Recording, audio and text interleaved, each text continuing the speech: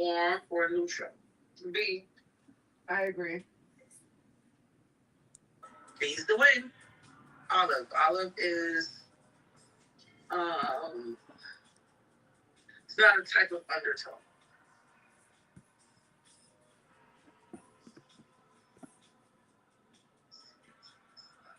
Which the following is a good rule of thumb for Anton to follow when applying makeup on the skin? Cookie stain Right. wears across always look good.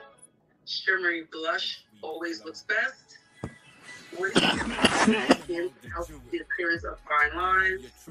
Or is it best to use? Follow my nigga, we not know. I'm the key. I'm tasty. Yeah, I agree. Yes, you should always moisturize mature skin. C is correct. What are some examples of single-use products? Single-use means anything you should throw away. D. D. D is correct. All of the above. Can't reuse cotton pads, Q-tips, spoolies. All that stuff is disposable. It should be disposed of. Okay, that's what that is the last question. Okay. The Jews against the Palestinians, Russians against the Question. Ukrainians, China, Japan, India, Pakistan, Dominicans. How should Antoine advise clients to remove their strip lashes? It's all about wealth distribution, world domination. I'm bringing bars with Starting heat. from the outer corner of the lashes. Final conclusion, nuclear. Oh, okay. So which one is the above? Which one is the correct? I'm sorry, I got to see it correctly. So you're starting from the outer corner. And you remove the lashes carefully to avoid pulling out the client's eyelashes, or you pull strips off parallel to the skin, not straight out. Use wet cotton pads or swabs to remove the eye makeup and adhesive remaining on the eyelid. What you say? One is that is correct answer, or maybe all of them are the correct answer. How should Antoine advise clients? Yeah, I'm gonna say D2. All of the above.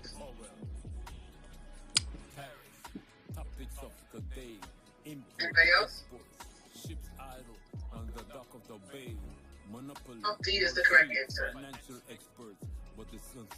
Summary and review. Having a thorough understanding of color theory, makeup products, and implements will help you make the best choices for your client when choosing cosmetics.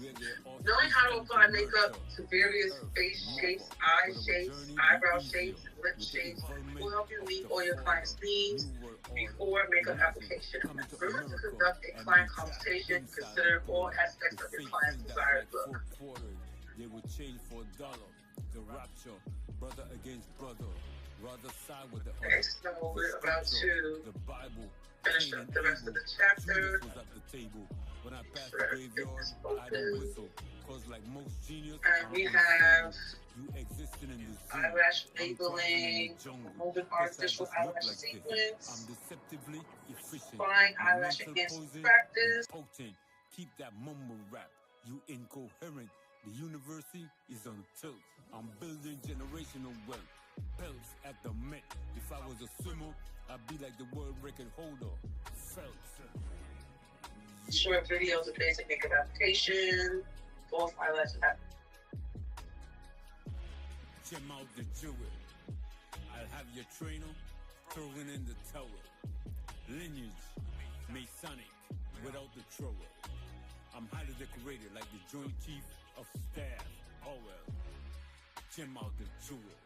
I'll have your trainer throwing in the towel. Lineage, Masonic, without the trowel. I'm highly decorated like the Joint Chief of Staff. Oh well.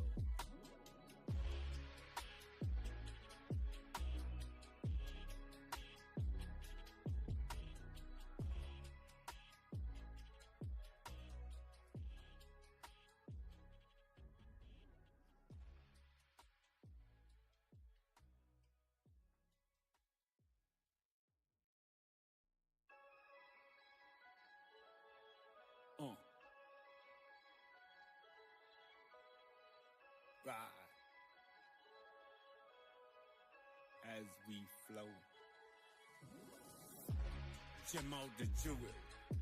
I'll have your trainer throwing in the tower. Lineage, Masonic, without the thrower. I'm highly decorated like the Joint Chief of Staff. Oh well. Jim out the jewel. I'll have your trainer throwing in the tower. Lineage, Masonic, without the thrower. I'm highly decorated like the Joint Chief of Staff. Oh well. Don't get caught up in the diddy distraction. It's just an illusion. Fraction of the extended destruction. Like Brunson at the garden. Temporary reprieve from your problems. Mental colonization. You know, they shiesty when they weaponize religion. War and fraction. Nations against nations. The Jews against the Palestinians. Russians against the Ukrainians. China, Japan, India, Pakistan, Dominicans, Asians. Brother, Yes, good evening. How are you? I'm fine. You're alive. You're alive, sir. Okay, good. Good evening. Good evening to all of our listeners out wide and broad throughout Belize and in the diaspora. We're here this evening again, having our regular discussion. Our chairman, G. Mike, is, I think he's out of the country, Belize, and he's visiting going to his son's graduation. So I'm sitting in the chair for him this evening as our chairman. Our other co-host, Mr. Cowie and Jeremy, will be joining us. And I think we'll be also having a guest this evening. But I'll leave that for a surprise in case there are some issues that would delay him. So, but there's so much going on in Belize at this time and throughout the world. It seems like we are in a very busy schedule, a lot going on. I think there's always much going on, but at this time, I think there seems to be so much. We can't keep it straight. We can't keep our hands and head around it. We have the ongoing issues with the war with Iran and the United States and Israel. We have the bombing of Lebanon and the Palestinian. And well, I think that may have slowed down a little bit. But there's just so much going on. And in Belize, we have these constant issues of gun violence and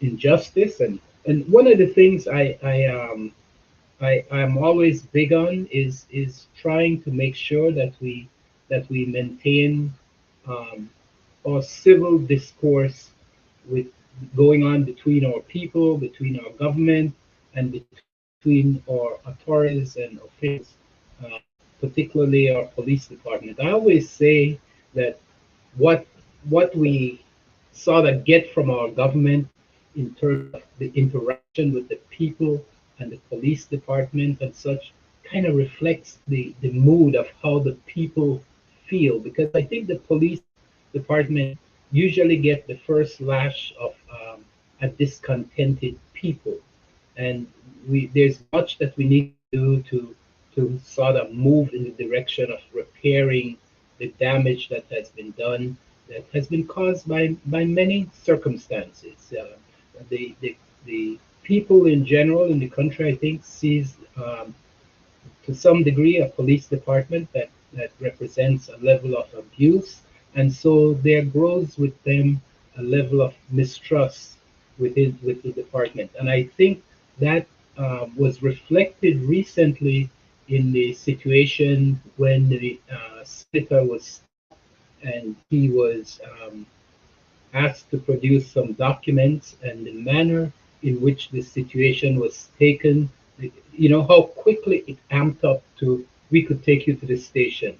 And and and um, and his response and his reaction, and then on something very minor and something that could have been resolved with probably a little bit more politeness and consideration, not because he's a senator, but because he's a citizen that they're confronting, and that they have, I know they have a job to do. The police out there, they represent or they're supposed to represent the best of us in terms of making sure that the people are acting lawfully, and but it's also incumbent upon them to also act lawfully.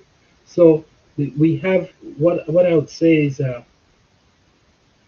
uncivil interaction when the police behave in such aggressive manner. It triggers something in people to respond. So that's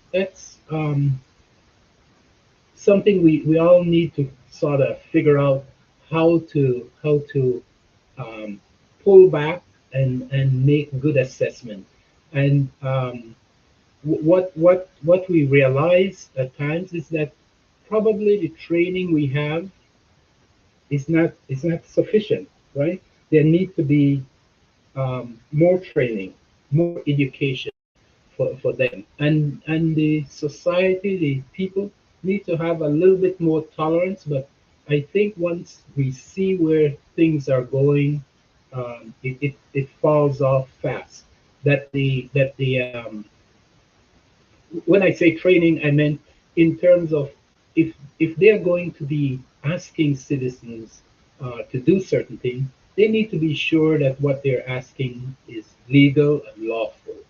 And at times, and how do you do that? How do you make those steps of understanding what's legal? Then it is incumbent then upon their bosses, their leadership, to have them properly informed as to what the rights of citizens are. And if they're able to do that in terms of uh, knowing how to address the citizens, knowing what the rights of citizenships are, then they will not ask or do things or demand things from people that are unlawful or illegal or wrong. Because what we good, good evening, Mr. Kawi. Good evening. I was just going through a little bit of discussion on my own there as to what I was seeing in terms of the recent encounter with the senator and the two police officers when they made the traffic stop and was asking him for certain type of documentation that was in fact um, out of their out of order in requesting his ownership of the vehicle, when in fact they were limited to just be asking for his ID and driver's license and his registration and insurance information.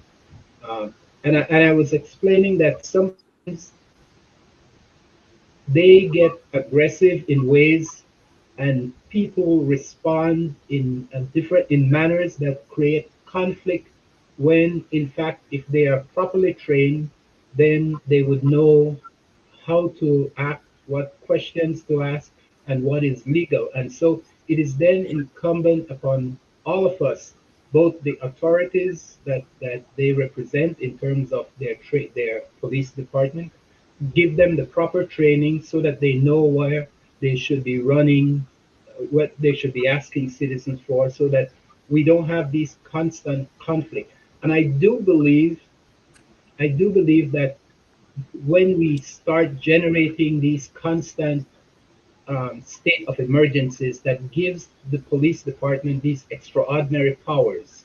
At times, it starts to seem like these powers are are truly inherent in policing when they are not. They are extraordinary powers, and so by keeping this practice of constantly introducing SOEs, I think we are doing a damage to our state.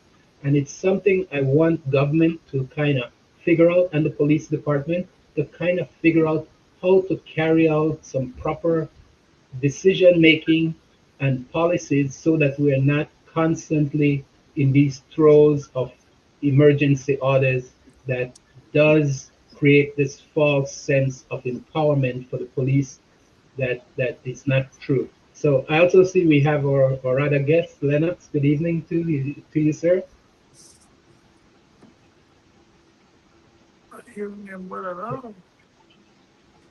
Yes, you're live. The show has started. We started a few moments ago. Okay. Yeah, So, well, I think with the relaxing now, the political scientist, my friend, yes. I would like to make a comment on your observation, Mr. Morris, regarding the law enforcement agency presently in Belize. And I'm beginning to see increase in police misconducting themselves, either by abuse of power or simply by the question of honesty. Now, what I have been asking about is that have we relaxed the requirements when it comes to the resume, which I believe should be important as it is in every other business, but even more important so when it comes to the applications for being in the police force. I think it's very important that we look at the character aspect of the individual. Evidently, we want to look at the formal education, which is obviously necessary. But with all ethical standards, whether for lawyers, accountants, policemen, or whatnot, whereas integrity, whereas integrity is considered one of the premium standards, and yourself will be familiar with that as a professional. But the technical competence is also necessary. But what to me stands out in most cases is the question of the integrity, the character of the person. So I think this kind of increase in these misconducts, and we have to be careful because the police force is so important to our Yes. freedom and our rights that we cannot just again be passing the brush over the whole police force. I don't think we should ever come to want to condemn the police force generally because we need them and I think they have been doing some very good job. But indeed there is occurrences though that is unbecoming of them and it must comes out after relaxing after interviews being done. So I believe you're at a very good point. The observation you were making has indicated it. But now that you mention it, I really want to add to this case of police maybe the entrance point. And I don't want to suggest something kind of insidious, but there was a period, it seems, when we begin to get the recommendation to belong to the public service to come in from the political directorate when it should not be. It's not the political directorate that should make that determination of recommending someone, and if you recommend him, you can get him. No, we have a procedure. We have the Public Service Commission, we have the Judicial Commission, we have the Services Commission, and this is what I would call like the gatekeepers. So I think the point that you made is one that deserves some consideration and a view. It's a discussion I think it deserves, and I thought it was a very good point to begin at, Mr. Lawrence.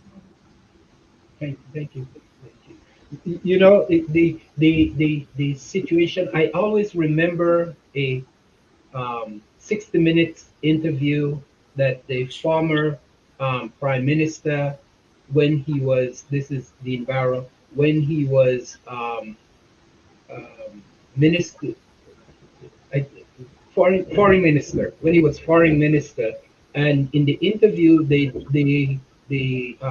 interviewer sort of mentioned the collegial relationship that existed between the citizens and the police department. I don't know what he had done to fully observe it, but he actually mentioned it. He said there's a good relationship between your police and your and the people.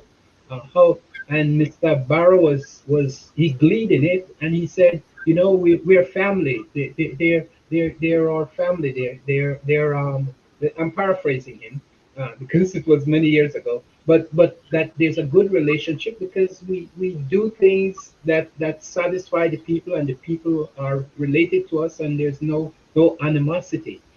But it is in this time there seems to be some strain, and the strain, I think, comes about because we see and people experience many of the police abuse. And I know it's reserved for a certain segment of the society, but we saw how that hostility and that aggression spilled over into the normal calm of the society when they encountered the senator. So we know that there are bad and people in the police department, but those, I believe those are few. Like you suggested, I believe most police individual men and women are good people by vast majority that wants to serve the interest and to do what they are sworn to do, and that is to protect and serve the people. And I believe the vast majority of them are honest and good people. But we have drifted away from it for many different reasons. And I dare to suggest that I believe that what creates this situation or could be a part of the creating of the situation is the fact that we keep implementing this state of emergency that really grants them extraordinary powers of arrest, of detention, and such, and sort of be more in your face with the citizens. They feel compelled to do that, and I think when we start normalizing this type of situation where we keep implementing this. I think we had like three or four of them per year, and they last for many months. And when we start doing that, it grants them these powers that sort of create normalcy in terms of the aggression that they display. Um, I also want to welcome Jeremy for stepping into. Good evening, sir. Thank you very much for having me. It's a pleasure to be here. Thank you, thank you, thank you. So, Mr. Lennox, do you have any comments on what we were discussing there that could? Yes, good night. I had some technical difficulty. Can you guys hear me? Yes, we can hear you well now. Yes. For me, the issue the issue of crime and the state of emergency, what I am very concerned about is the fact that probably over the last 25 years, the government of Belize has spent significant amount of money to train our police officers and send them all over the world to study. And for them to use an old draconian law, which which has its right in any society when you have wars, when you have hurricanes, when you have natural disasters, and the state needs to maintain control over the state. My issue is how can these fully trained, fully qualified police officers come to the government and solve this crime problem or come with good solutions? And I think if we play this game along with them and get into an argument of whether or not we should have a state of emergency or not, we're letting them off the hook. The question is, if we're not getting value for money by sending these officers out to train and to get and to study, maybe the decision is for us to go and get police officers who can solve the crime. I was watching a video a couple nights ago where Turks and Caicos had a severe murder problem, and they borrowed police officers from Jamaica. And in a span of 2 years, they went from, I think it was 180 plus murders to no murders. So I'm not saying that maybe Jamaica is the answer, but I'm saying to you, we need to take a serious look at the leadership of our police force, our trained police officers, and what are we sending or why are we investing money in getting our people qualified if they cannot solve the problem of the country? And that's my opinion on it. Okay. Thank you very much. Jeremy, do you want to interject something on this? I don't know if you were listening. And you're talking about crime and violence in Belize and Yes. ways to deal with it is what I've heard. Yes. Yes. Sorry to come in this late. I had technical problems also. No But problem. I think we have been approaching this problem of crime and violence in a very ineffective way. We're doing this over and over and over and doing and expecting the same result. It is not going to work. When we see crime, what we're seeing is the tip of the iceberg. We're not seeing the root cause of the problem. And when we're not seeing the root cause of the problem, we keep like pulling out the branches of a tree and expecting that that will resolve the root cause of the problem. The root of the problem is that humans are hurting. Humans are experiencing very trauma situation. Crime and violence are mental health conditions expressing themselves in those ways. Those are broken human beings in many ways as a result of years and sometimes decades of neglect, abuse, a feeling of a lack of self-worth, a feeling of the need to survive. There are many reasons. Abuse in childhood, in the homes, impoverished situations. So we're not going to address crime just by, even if we expand the police force, that is just looking at band-aid solutions. We have to find new ways to heal people, to have them feel whole, to have them feel. So we're looking at preventive measures at a very deep root level. And I argue so many times that the human mind is sick all over and it needs to be healed. The families have failed them, the schools have failed them, churches have failed them, just because people are also busy surviving and there's this individualistic thinking. There is no looking at the community as a whole, people caring for each other to heal each other. One recommendation that I have had, a very, I would say, a radical solution, deep level solution that will work. Of course, you will need the police and all that for the temporary solution to address these problems. But if we want to shift the mind state of society, I've always recommended deep levels of values training, ethical training.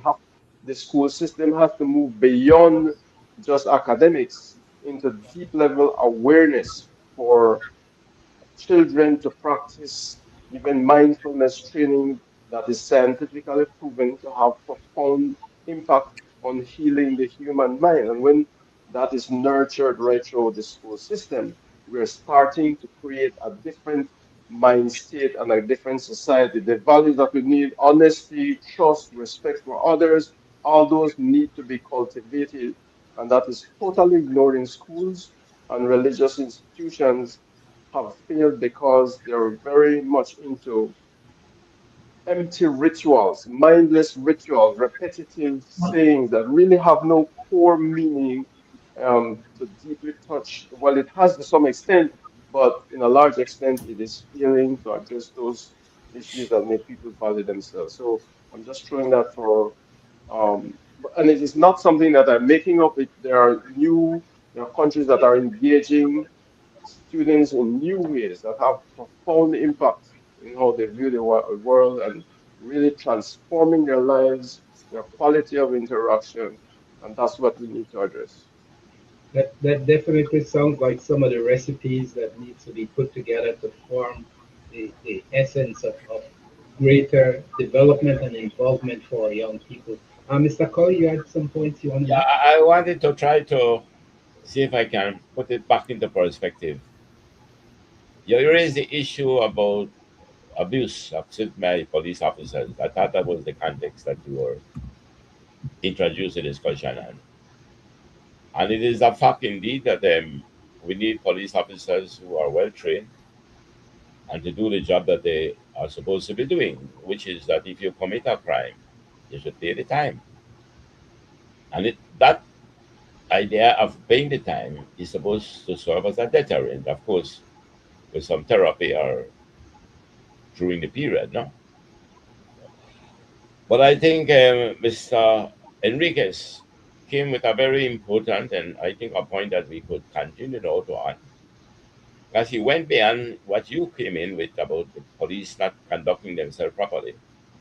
But I think what is important is what he mentioned, and I think we should now go on to that. Police were never there to really deal with the cause of crime. No, that was never intended for police officers.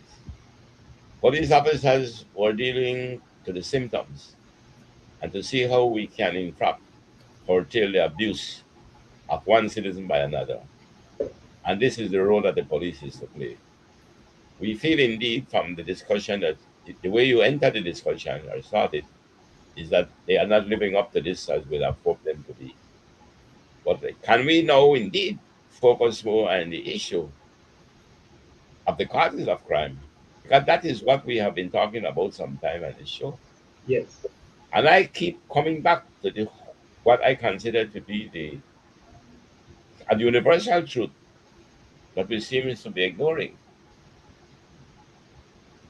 There was a story a guy gave me not long ago. He said there was this woman. He said, and he married this person, but he never did have a husband. He said, and then he had children for this person he married. He said, but the children never did have a father. No, you must wonder why you got married and you never had a husband. You had children for this man, but the children never had a father. And there, I think, lies the problem of society generally, not only in the Belize. Society to me begins from birth. And it's from there we have to shape the individuals. And the way we were created, whether by God or whatever created us, our social behavior brings out clearly that the shaping of the human beings in some cases begin from in the womb. But if not, they are definitely in the cradle. So in that early period, we have to begin to expect that there should be a mother and a father, not just biological, but a father in the sense of helping to shape that child as to how the society, in a civic sense, expect him or her to be. And then the mother complements it, both of them, as to how now we're going to shape that child. So in the beginning stage, we have to accept that the child will have to be indoctrinated. The child will have to be told what is it that he must do. And that is how we have to begin. But if to be told what he must do, he must be told by those who are in a position to be able to exemplify what we would consider to be some of the civic principles, some of the common principles of honesty, integrity, respecting your neighbors, respecting your elders. Thou shalt not steal. You should seek to get yourself educated. You should want to live with dignity and self esteem. What I find very pathetic for us, quite frankly, is that it seems to be something that all of a sudden it's becoming elusive to governments. When my recollection back in the, I would have said more in the 50s, because I born 1942, but what I could remember in the period of the 50s and 60s, we had a different society. We had a different sense of values. And we were not, and I keep saying it, there were few people who went beyond primary schools. Very few could count them on your hand. But they had a sense of value about them. They would go to church. The children must respect the elders. They must respect the neighbors. They must not steal. They cannot go on the street and throw banana peeling and throw paper on the street. They cannot go and urinate in the corners. They cannot be using obscene languages. And those are things to me that you don't take any genius in this society to see. So if what I believe is obvious to us and we are not doing it, it brings into question the political directorate in general, but it brings into question all of us. Because if what to me is the obvious, and if it is not the obvious, well, those who believe it is not, I would like them to say so. If what I am saying is not the way you have to shape a society, the sum of the parts will equal the whole. And yes, in economics, the sum of the parts can be greater than the whole. But if we cannot come to the realization that it doesn't matter how many bachelors, it doesn't matter how many masters, it doesn't matter how many PhDs we have, what can be created is some evil people because they have no spiritual dimension to them. And I say spiritual, not necessarily in the sense of religious morality, but in what is supposed to be natural in us as social beings. So I would think that you started an opposition, Mr. Chairman, and you were in fact referring to the police not living up to their duties. But then Mr. Jimmy Ray, I think, probably took us to another point, and which and is and why that's I true. feel Yeah. yeah. So that's Jeremy, Jeremy, what do you think are some of the cause for the breakdown in the society that Mr. Corey was talking about there, that is creating the disintegration of the family that you observe in your daily um, moving Well, about? Mr. Koye stated it so well. I could applaud him on all his point of analysis. Um, but as he mentioned, also the breakdown of the family, the breakdown of also the individual spirit. There's a lack of connection of people with themselves, with others, with nature. And those are the root causes. People are really disconnected. And I believe it might be so when you have the breakdown of the family, you have breakdown in the community, you have Yeah. people just trying to survive. So the whole is also equal to the sum of the parts, as Mr. Koye stated. And so we have to look at what are all these parts, the economy, the way we relate to those who are disadvantaged, the opportunities that they have in the school system. So it's a complex situation. We cannot say it is one point. But what I know for sure is that in some countries, once the children are in school, whether they come from broken homes or whatever their background, they are provided with the tools. For example, mindfulness, meditation practices, sports and physical education, art, and all of those things to build their self esteem, for them to discover their worth, to reconnect with themselves, to find ways to nurture a healing process so that they could apply that resilience in their life rather than, and to see hope that they can do something that is beneficial to themselves and the society. But I don't think the schools are treating those values-based education very effectively, and so that's where the gap is. We need different interventions to build a different future. And the current trend now and the current situation is that it is not happening.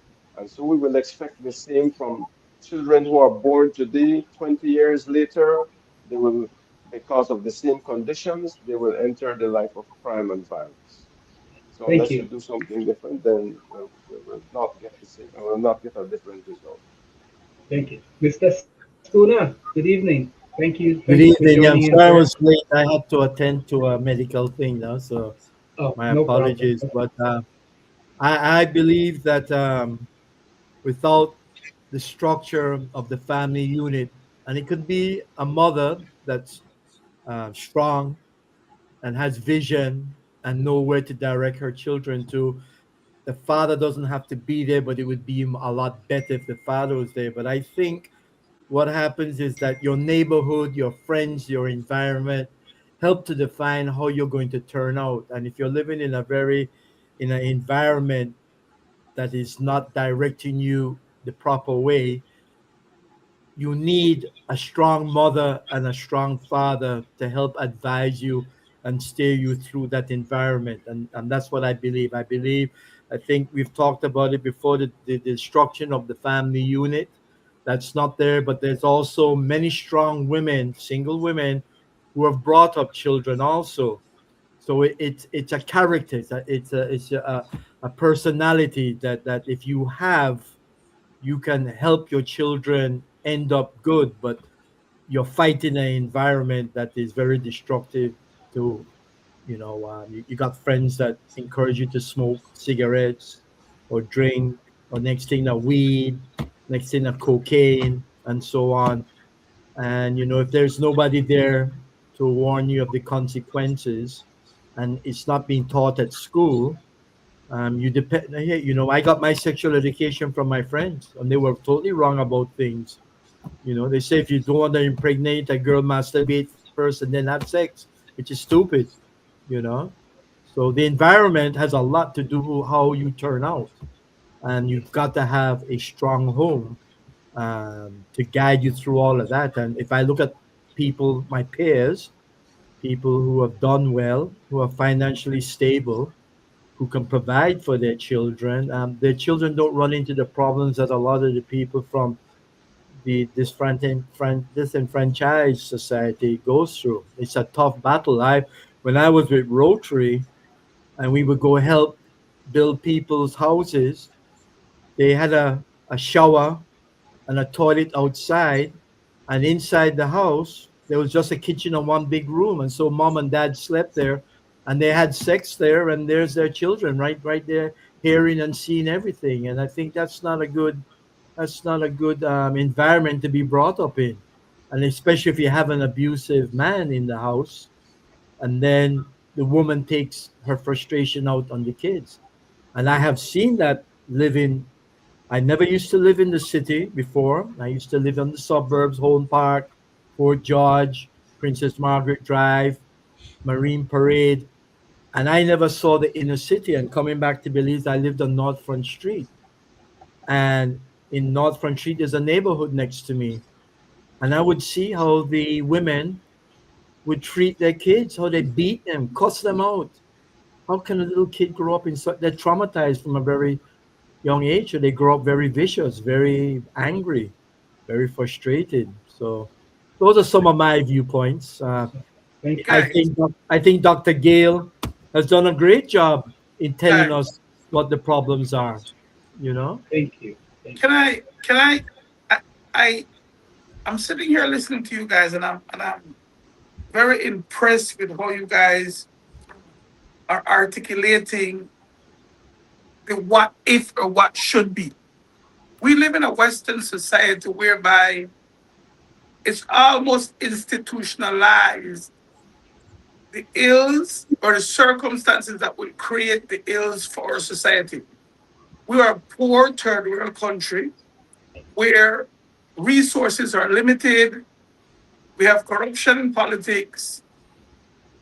We need strong institutions. We need the police officers to do what needs to be done. And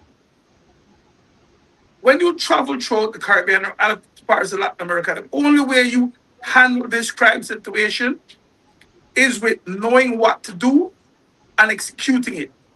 Asking us to reconstruct the home or reconstruct the society where we're dealing with artificial intelligence, computers, all the influence of North America, in my mind, is a futile exercise in wasting time. While we are romanticizing on what it should be, other societies have said this is the reality. You put these strong framework in place where I don't care what you do at your mother's house. I don't care what you see at your mother's house. When you come into the public square, this is how you will behave. Let me explain to you. I don't care where these people come from.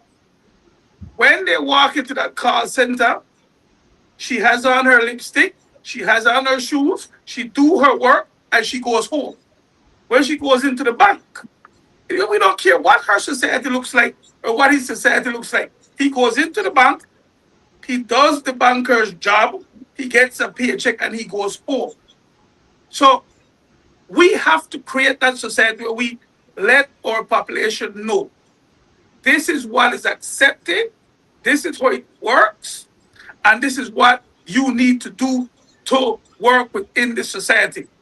The police force has to be utilized, the training they have to do proper policing, and then we will see the transformation. But trying to remodel the society and bring back what it was, let me ask you a question there. So you're yes, putting it that the police will be responsible solely. Isn't there a social and political implication that has to be carried out? like the churches, the social No, organizations, no, we government? cannot. We cannot ask the church anymore in this modern time. The church has limited to no influence over these young people and what they do. Let's drive around on Sunday. There's nobody in the church. These kids are not in the church. The call center, the workforce is not asking for the church to do what needs to be done.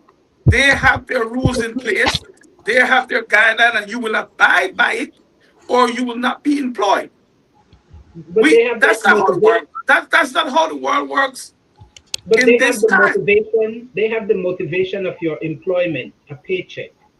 What Yes, is there to motivate people that seem in a state of hopelessness, that are the majority, but still a very, very small majority that's creating the greater chaos in the society? How because then? I'm answering you because the apparatuses, the society, the government, the police, the mechanisms that should keep them in line are what is fractured. They're not doing their job. The police, the church job is to open on Sunday, feed the poor, deal with those who want salvation, and close their doors and go home. That is what the church have done for the last 100 years. We cannot continue to deflect and pass blame on everything else. So you don't think it's a shared responsibility to develop the society and to inculcate? I truly believe it's a shared responsibility for those who want to partake in that exercise. But But those who have the responsibility to ensure that law and order is maintained, proper policing, proper collecting of intelligence, proper truancy. Those people need to do their jobs, and everybody else will fall in line. They will fall in line. Is that creating a more powerful state police infrastructure? Is that what you're saying, No, no, or we don't need a heavier state police. We need police officers to do their jobs. We need trained professionals to do what they're being paid to do. Point blank. but couldn't we then take another more common sense, logical approach? If Excuse me, we, Joe? I said, could we then take a more logical and common sense approach to solve Yes. these problems? If we did agree just now that the sum of the parts will equal to the whole, then let's begin to define the parts. Because when we talk about the family structure as the sum of the society, we have to now figure a way how we will make it happen. And to make it happen requires participation. And we all accept that participation, I'll put it this way, without participation, you will never have democracy. You will just have veneer democracy. So the participation is that everybody must participate. And let's begin. The family will participate because in the family we need to, everything will be focused to some great extent on how to build these families and who all will be involved in the building of it. Let's begin with the schools.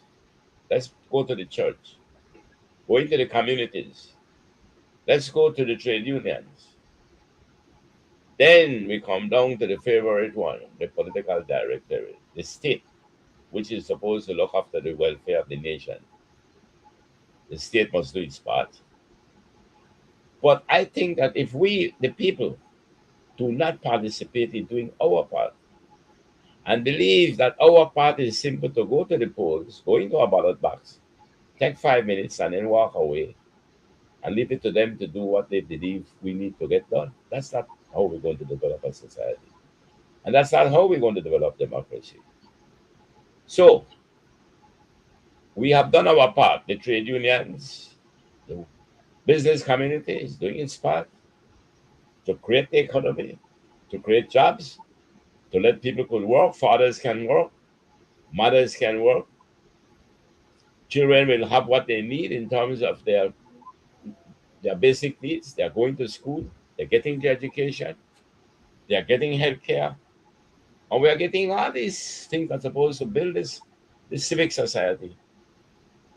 And then the political directorate, which becomes the largest one of us all, because it is our money that we pay into the public purse. And the political directorate, the simple job, well, it's not simple in the sense of it's not easy to do. But its job is to ensure that the Constitution is being carried out to protect the rights of the citizens, their natural rights. That's what it is there. So, therefore, what have we been asking the state traditionally to do? One, provide security for the citizens. Then we look at some merit goods, some public goods. We want them to provide roads, parks, playgrounds. Then we go to some other merit goods. We wanted them at the time because maybe we never had the private sector to do. We want them to provide education. We wanted them to provide healthcare. So when you look at the gamut of things that the state is required to do, and it's not the political direct or the party, it's not the political parties, that is to decide what to do. And these are the things that we need to be talking about. No political party can come to me and tell me, listen, this is what I will do for you if you vote for me. You can't tell me what you're going to do for me if you vote for me. I'm telling you what I want you to do for me. I go to for a job and I go to the interview and I tell you, listen, I come for a job, but I want to know what I could do for you. I don't know what I do for me. We are telling them that we want you all to carry out this constitution. And that constitution is saying that these are your rights. 22 sections of them. These are your rights, your liberties. The other section of that constitution is building institutions to make sure those things are done. It seems to me that throughout, if you have a people who are in the culture of participating in their own governance, and let the political directorate understand that they are the employees of the people and not the employer, and let them know exactly what is the job we are asking you to do. So we have what I believe is so important and necessary until when we find something better. We have party politics, and I think party politics is good. I think it is good because it is supposed to be competitive, and you are competing now for this job. So you will have to come now to the people and say, listen, I can do this job for you, and this is how I'll get the job done. They are not to come to tell me, what they will do. No, they are not to come and tell us what they do. They are to come and tell us how they're going to do what we want them to do. So Okay. when we endorse that constitution, that is what we want them to do. Thank you. So in the Thank you. competition, no, in the Thank competition, go on, sorry. No, I was going to say thank you. I wanted to get Mr. Enrique's take on what he may think government role should be in addressing some of the issues that plagues us as a society that is causing the defall of so many in the society. Well, I do not believe we can leave it all to government to resolve all of these issues in society, but you're asking about the role of government. Yes. Apart from government has various arms to try to address these issues. You have like Ministry of Human Development, families, and but there seem to be no policies to be able to find ways to strengthen families, to address even parenting training, because parenting, people just have kids and their style and manner of parenting is just from their own experience. Yeah. And there could be some training through the Ministry of Family and the, Human Development and Families, parental training, giving tips as how to deal with children's parental support, their single mother support systems. The state cannot provide all of that, but it can facilitate a process to build that awareness as to how to be a parent, how to deal with children in their homes. Because, as we have all conceded, all the institutions of society are broken and are not effectively carrying out what they're supposed to do. The church, Yeah, the yeah, no, the security, the police, all of those systems, the education system, there's a disconnect. And so government could find ways to train parents to have early childhood education, but the teachers themselves are not qualified. Many of the teachers are just there um, without the proper training and qualification, and they also, many of them, harm children and re-traumatize children. So within the education system, there could be ways in which the government monitor and assess teachers on a regular level, periodic or on a regular basis to ensure that they're doing their jobs well. Or the principals of schools can do that also.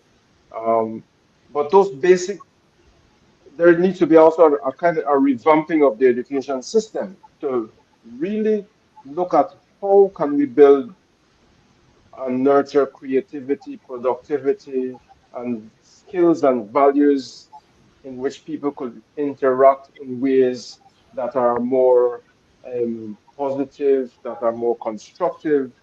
Otherwise, over time, you have hurt people growing with this pain, and that is, and violence and crime are results of that. I hear they talk about having this strict society and making sure that people fall in line, like they call center. That could happen within the homes, that could happen within the schools. We do not need policemen to do that. So we're creating those standards within the homes. If the homes fail, we create those standards within the school. If the school fails, we create those standards in through all institutions of society. That a standard is set for building respect, trust. Those are the kinds of things that we want. And just to say, the call centers get the end product and then they work with that end product. But we need to create that from early childhood right through the life cycle to be able to develop that disciplined, respectful citizens of society. Thank you, thank you. Mr. Spooner, could you give us some comments, if please? Well, I thought I did already about Oh, okay, okay. about the situation there. I just think that ditto everybody what everybody said. But I think it's is to instill value, like Jeremy was just saying, my namesake. You know, is to instill values from an early age. You know, in the child. You know, to help them, guide them through this life of ours, because they're going to meet a lot of obstacles along the way, and they have to know how to deal with it. And if you don't have a strong home where you can go to your mom or you go to your dad, you know, how do you develop from there? So I think maybe there needs to be parenting also for some people. Yeah.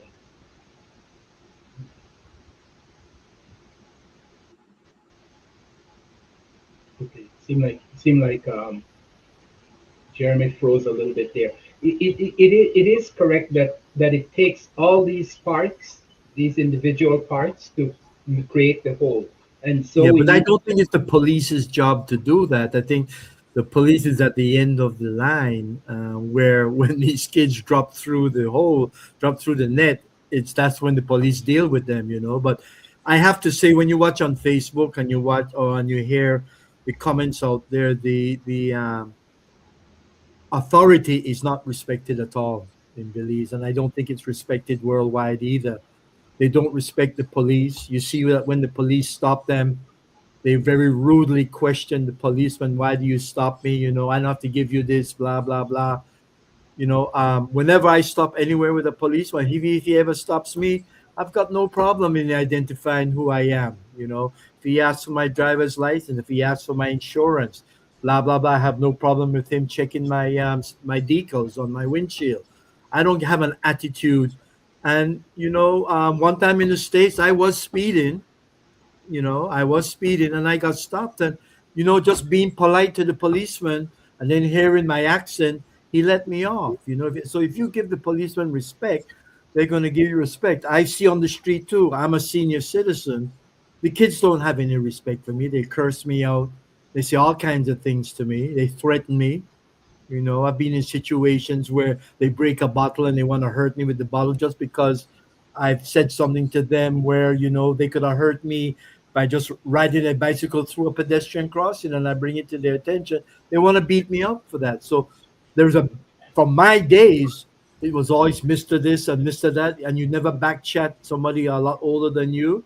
But nowadays, that has all gone, and I think that starts at the home, starts with the mother, it starts with the father if he's there and he's not, he's got nothing to offer the family, and I don't know, but that's what I how I Well, see it. it is true. We have become a very coarse society, and it's reflected on both and on the authority side and on the citizen side that at times feel the weight and the strain of the abuse that is carried out and imposed on some segment of our society. So there is just cause, but we need to kind of move ahead. And some of the points we are making is what can the individual groups do, the parts? What can they do to make the situation better?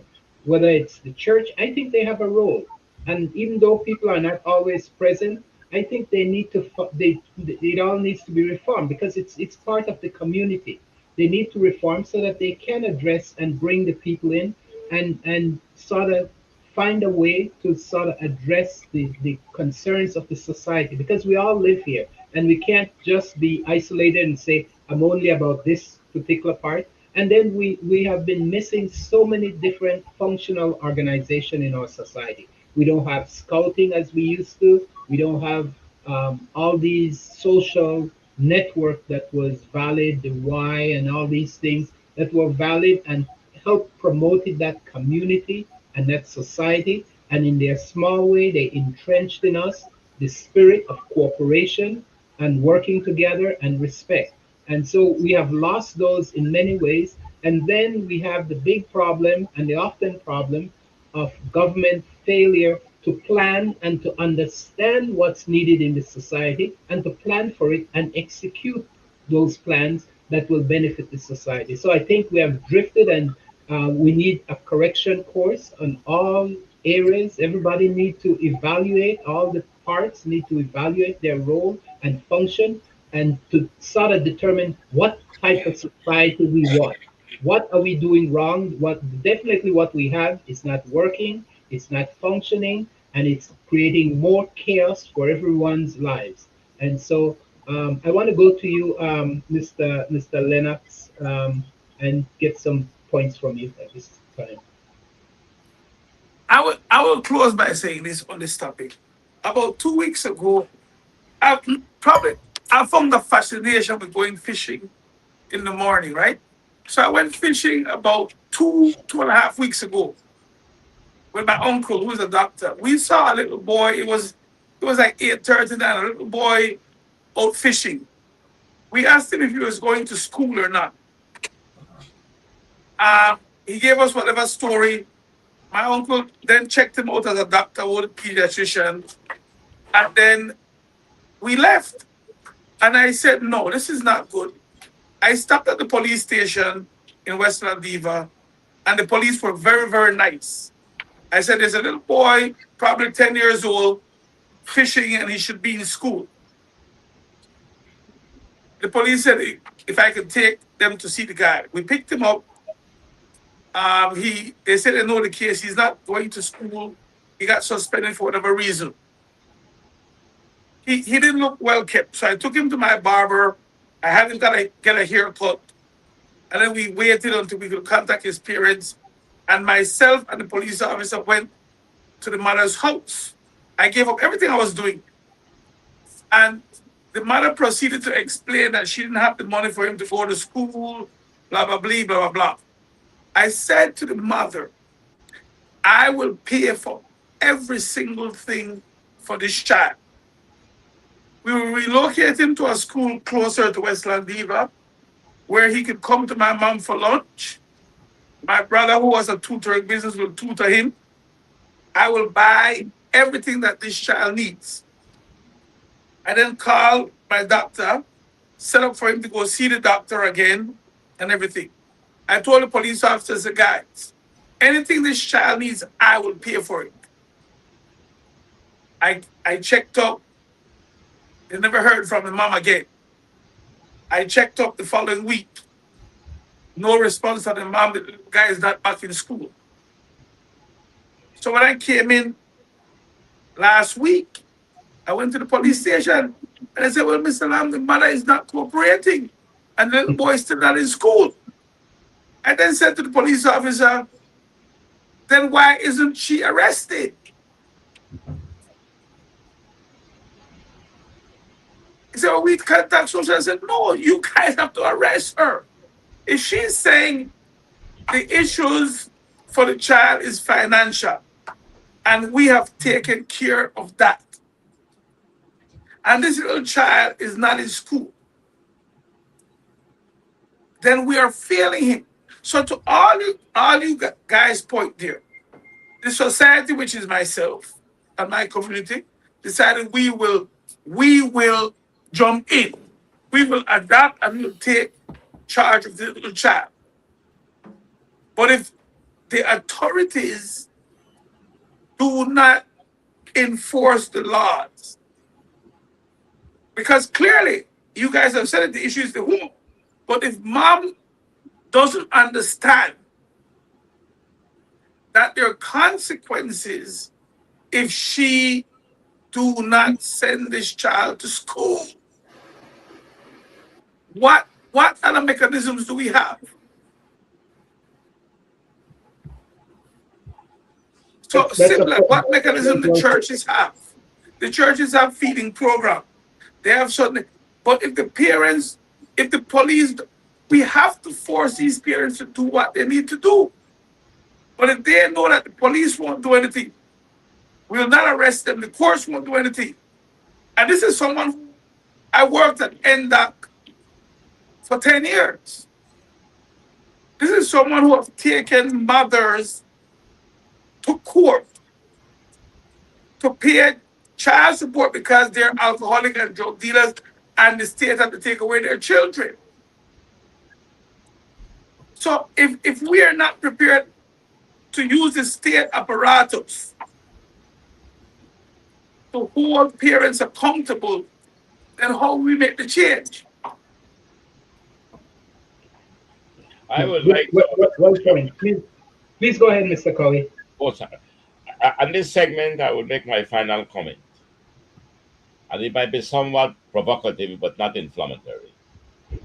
And I may be accused of sounding intellectually arrogant, but I think we are failures right now. And we are failures because we go to vote.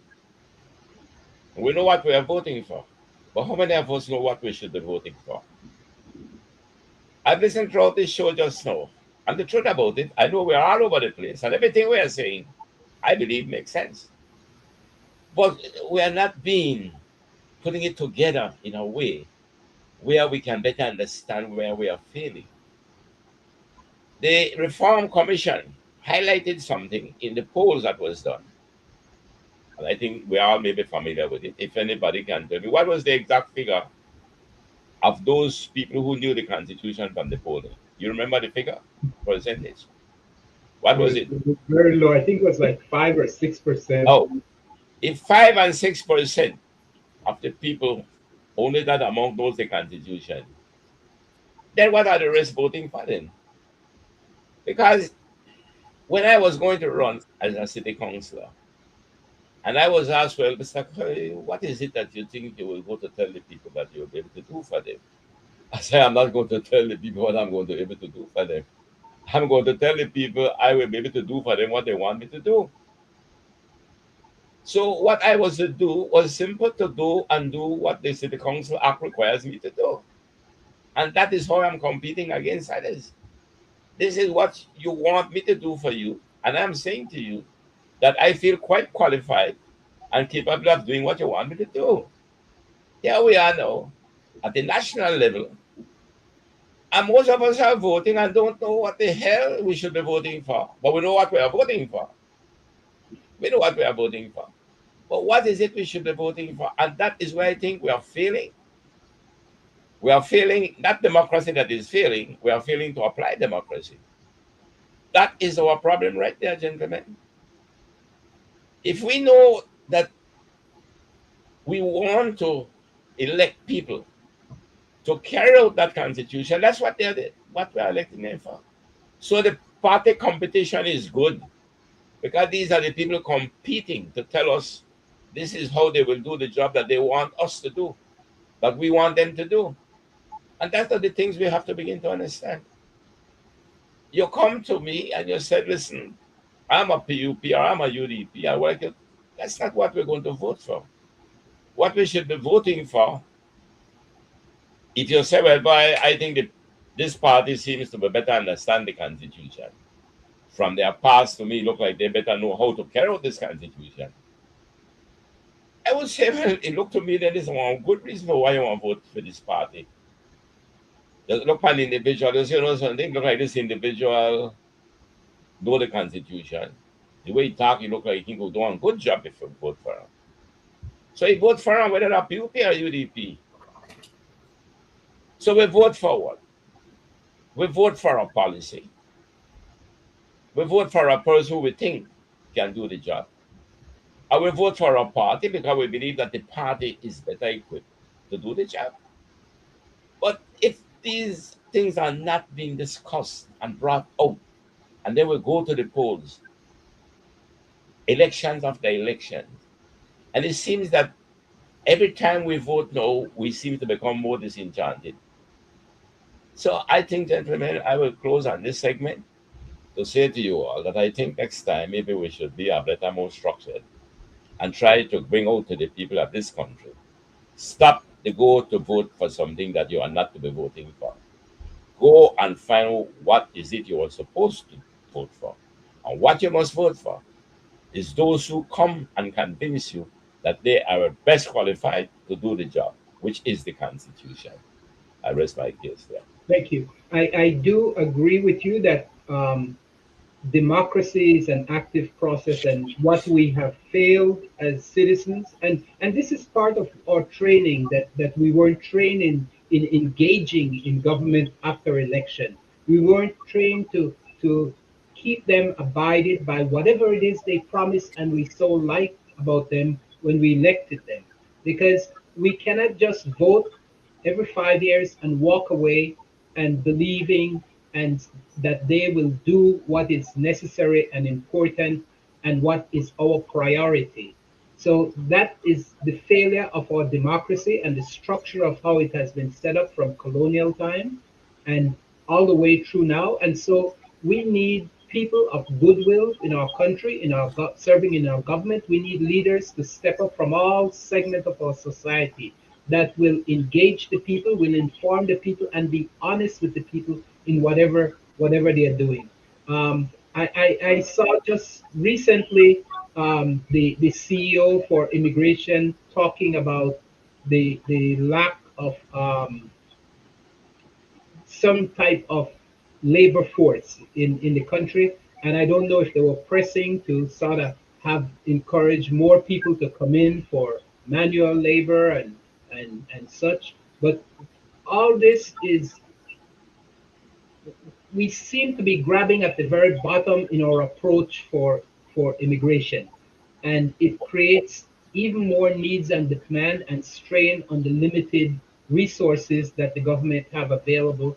And therefore, they're not able, what doesn't get taken off through their misbehavior, we end up giving out to others and not satisfying the needs of the current society. And so we create an even worse situation, if that could be said. So Mr. I'm Chairman, hoping, sorry. Oh, sorry. yes, I no, just please go want ahead. to inject something because you gave example just now. Let me, my impulse against my political impulse. Here you have a Caribbean Court of Justice saying that the Judicial and Legal Services Commission did not do its job properly. Mr. Enriquez can speak on that. That's what I understand they are saying. So Yeah, here you have a Judicial and Legal Commission that apparently did not do its job properly. That one that is telling us yeah, we are not prepared to look to see who are the things that we must be doing. to meet the qualifications of the people who were put in these positions. And we'll begin with the political directors. I will rest it there. Maybe Mr. Enriquez can Yeah, elaborate on it. yeah, I most want to definitely. add, I just wanted to add also before I go into that, that one of the missing piece in all of this is the quality of leadership. Leadership makes a difference in every organization, whether it is family, whether it is school, whether it is government. If you do not have the quality of leadership to drive a process towards a certain end, then we're wasting time and we're going to recycle the same old, same old. So yeah, I was shocked when I was dealing with the Judicial and Legal Services Commission and the cavalier attitude and dismissive attitude in which they were supposed to address a very serious matter. And when they got called out by the Caribbean Court of Justice, I believe that's a very embarrassing situation Could you, Mr. for our Enriquez, entire country. Yes. could you tell us a little bit, like, give us a little what the case was about that you first introduced, why you introduced it, and then the first ruling, and then we move on from that point for those people that might not be totally familiar with what that was all about. Okay, well, this entire thing with my case started with my deep concern in the severely imbalanced electoral divisions across the country. In every standard of democracy across the world, an acceptable standard for deviation in electoral divisions is 10 to 15%. In Belize, it is way at 65% over and under. What does that mean?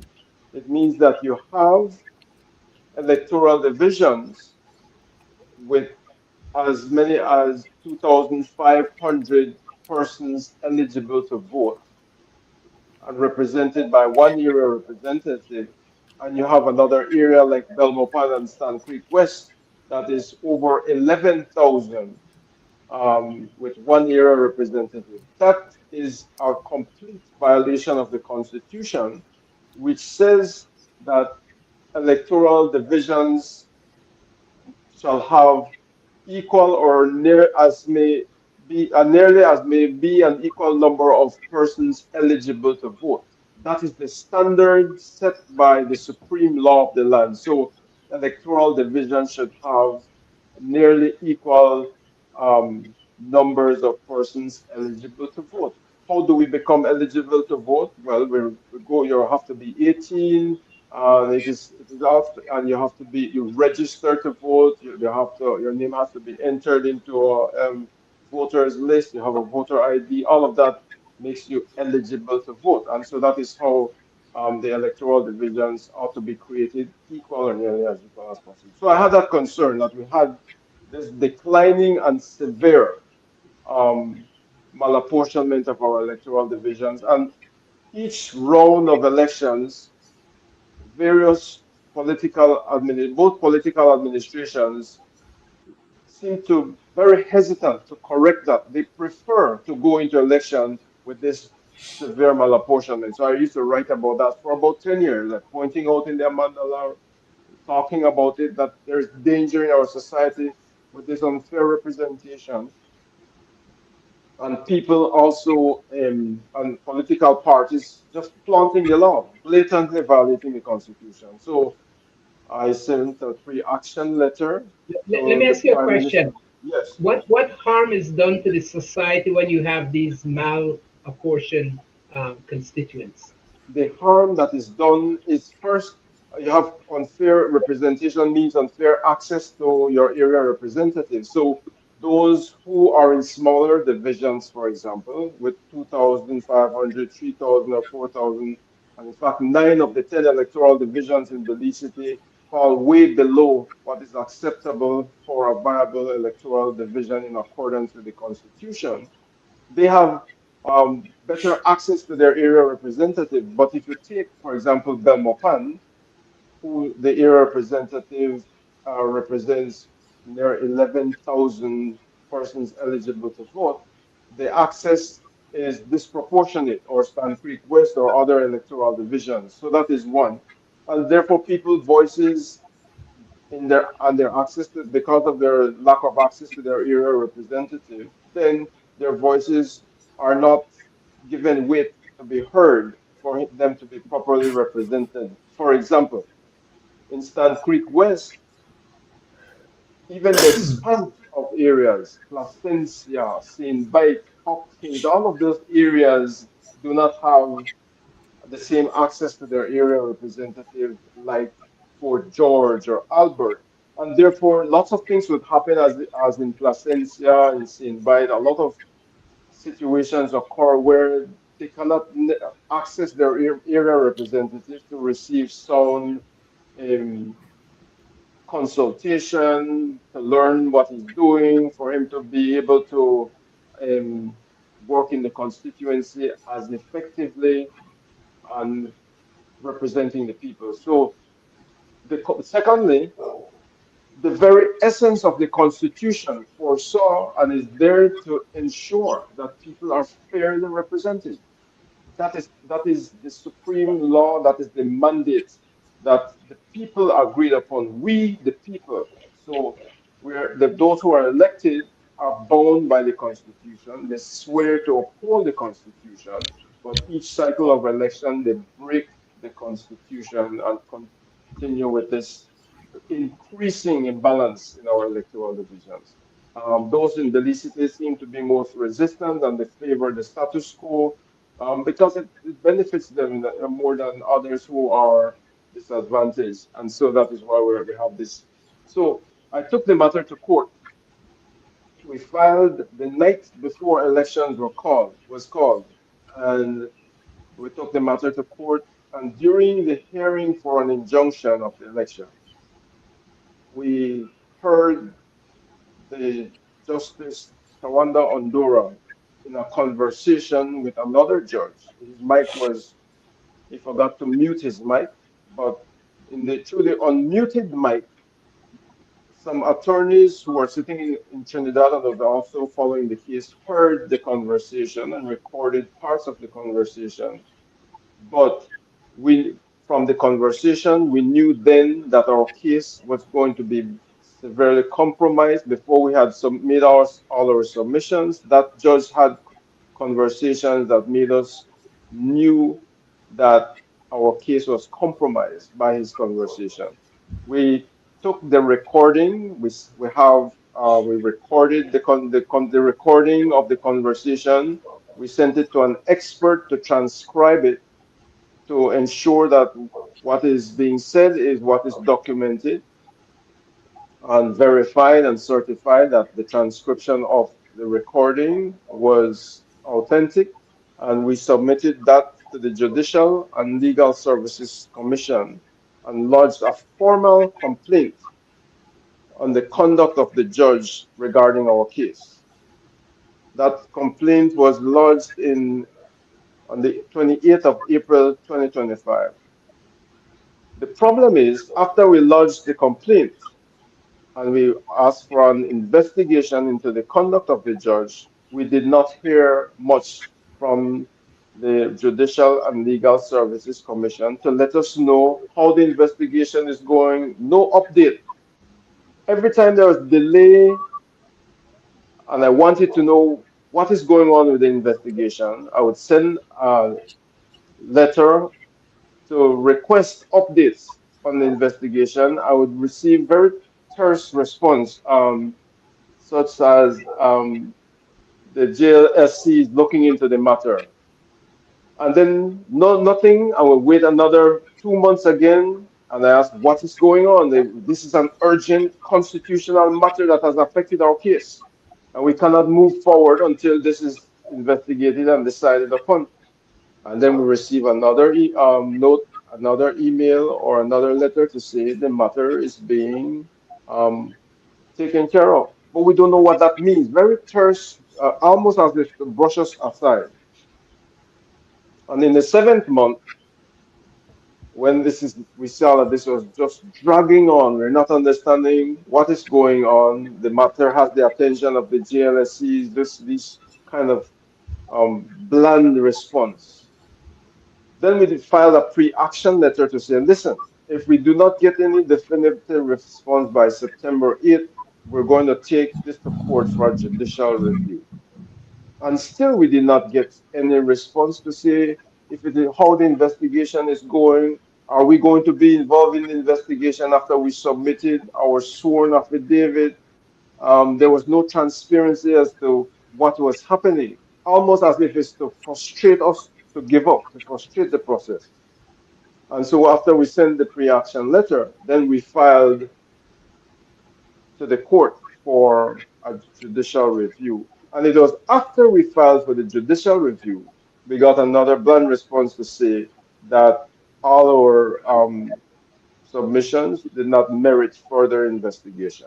And that Oh, was just closed the case. So for 7 months of saying the matter is under um, it has the attention of the JLSC, is their exact word. It has the attention. What does that mean? And then suddenly to say, well, it doesn't merit. So we found that there is something going on, and it did not give us the kind of trust in the integrity of that investigation. And so we took it to court. And the court agreed with us and decided that that was totally unacceptable. You cannot treat a citizen in this manner to say that um, almost in the dark, to just have these bland responses. Let me read to you what the court said. One of the things that the court says, I find that the conduct of the commission in the circumstances of this case was intentionally minimalistic and remained so for over an extended period, and that this conduct was against the spirit of the pre-action protocols. It left Mr. Enriquez in a state of limbo. That was one of the comments by Justice Alexander in her ruling. She also said, I find that the Commission did not comply with the requirement as contemplated under the protocol for a proper preliminary response to stave off litigation. The Commission's conduct was divorced from the spirit and letter of the law. As provided in the practice direction, the Commission breached the pre-action protocol. And finally, the court must respectfully decline the invitation to make Mr. Enriquez pay the Attorney General's costs. So not only did the JLSC and the Attorney General try to brush us off very disrespectfully and condescendingly, which Justice Alexander noted, but they wanted us to pay a cost, the cost of the state, for taking the JLSC to court. So the JLSC that's was an wrong and intimidation almost to tactic, right? intimidate us to say, Yes. you must pay for pay the state for all these Yes. costs for taking the state to court. And that was also rejected. Instead, then, the judge ruled that it was because of the negligence of the JLSC, they must pay the cost for us to be to have us. It was unnecessary for us to go to court, and therefore the cost is ours. So that was the judgment in our favor. But all I of this want to come because back of to the you. negligence of the GLSC to investigate as we wanted. And I'll come so, back to you, Mr. Enriquez, but I want to go which to is our Mr. Cole. historic victory. It is a landmark ruling. I think it's unprecedented, and it Let me showcased come back to how you.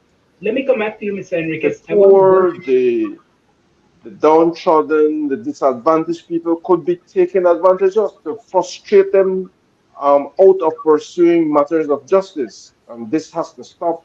And that is what this case set a precedent for that. Yeah, thank you. I want to. I'll come back to you. I want to go to Mr. Coe, and Mr. Coe, I want to ask you Any about questions or so? yeah, I have a question for Mr. Coe.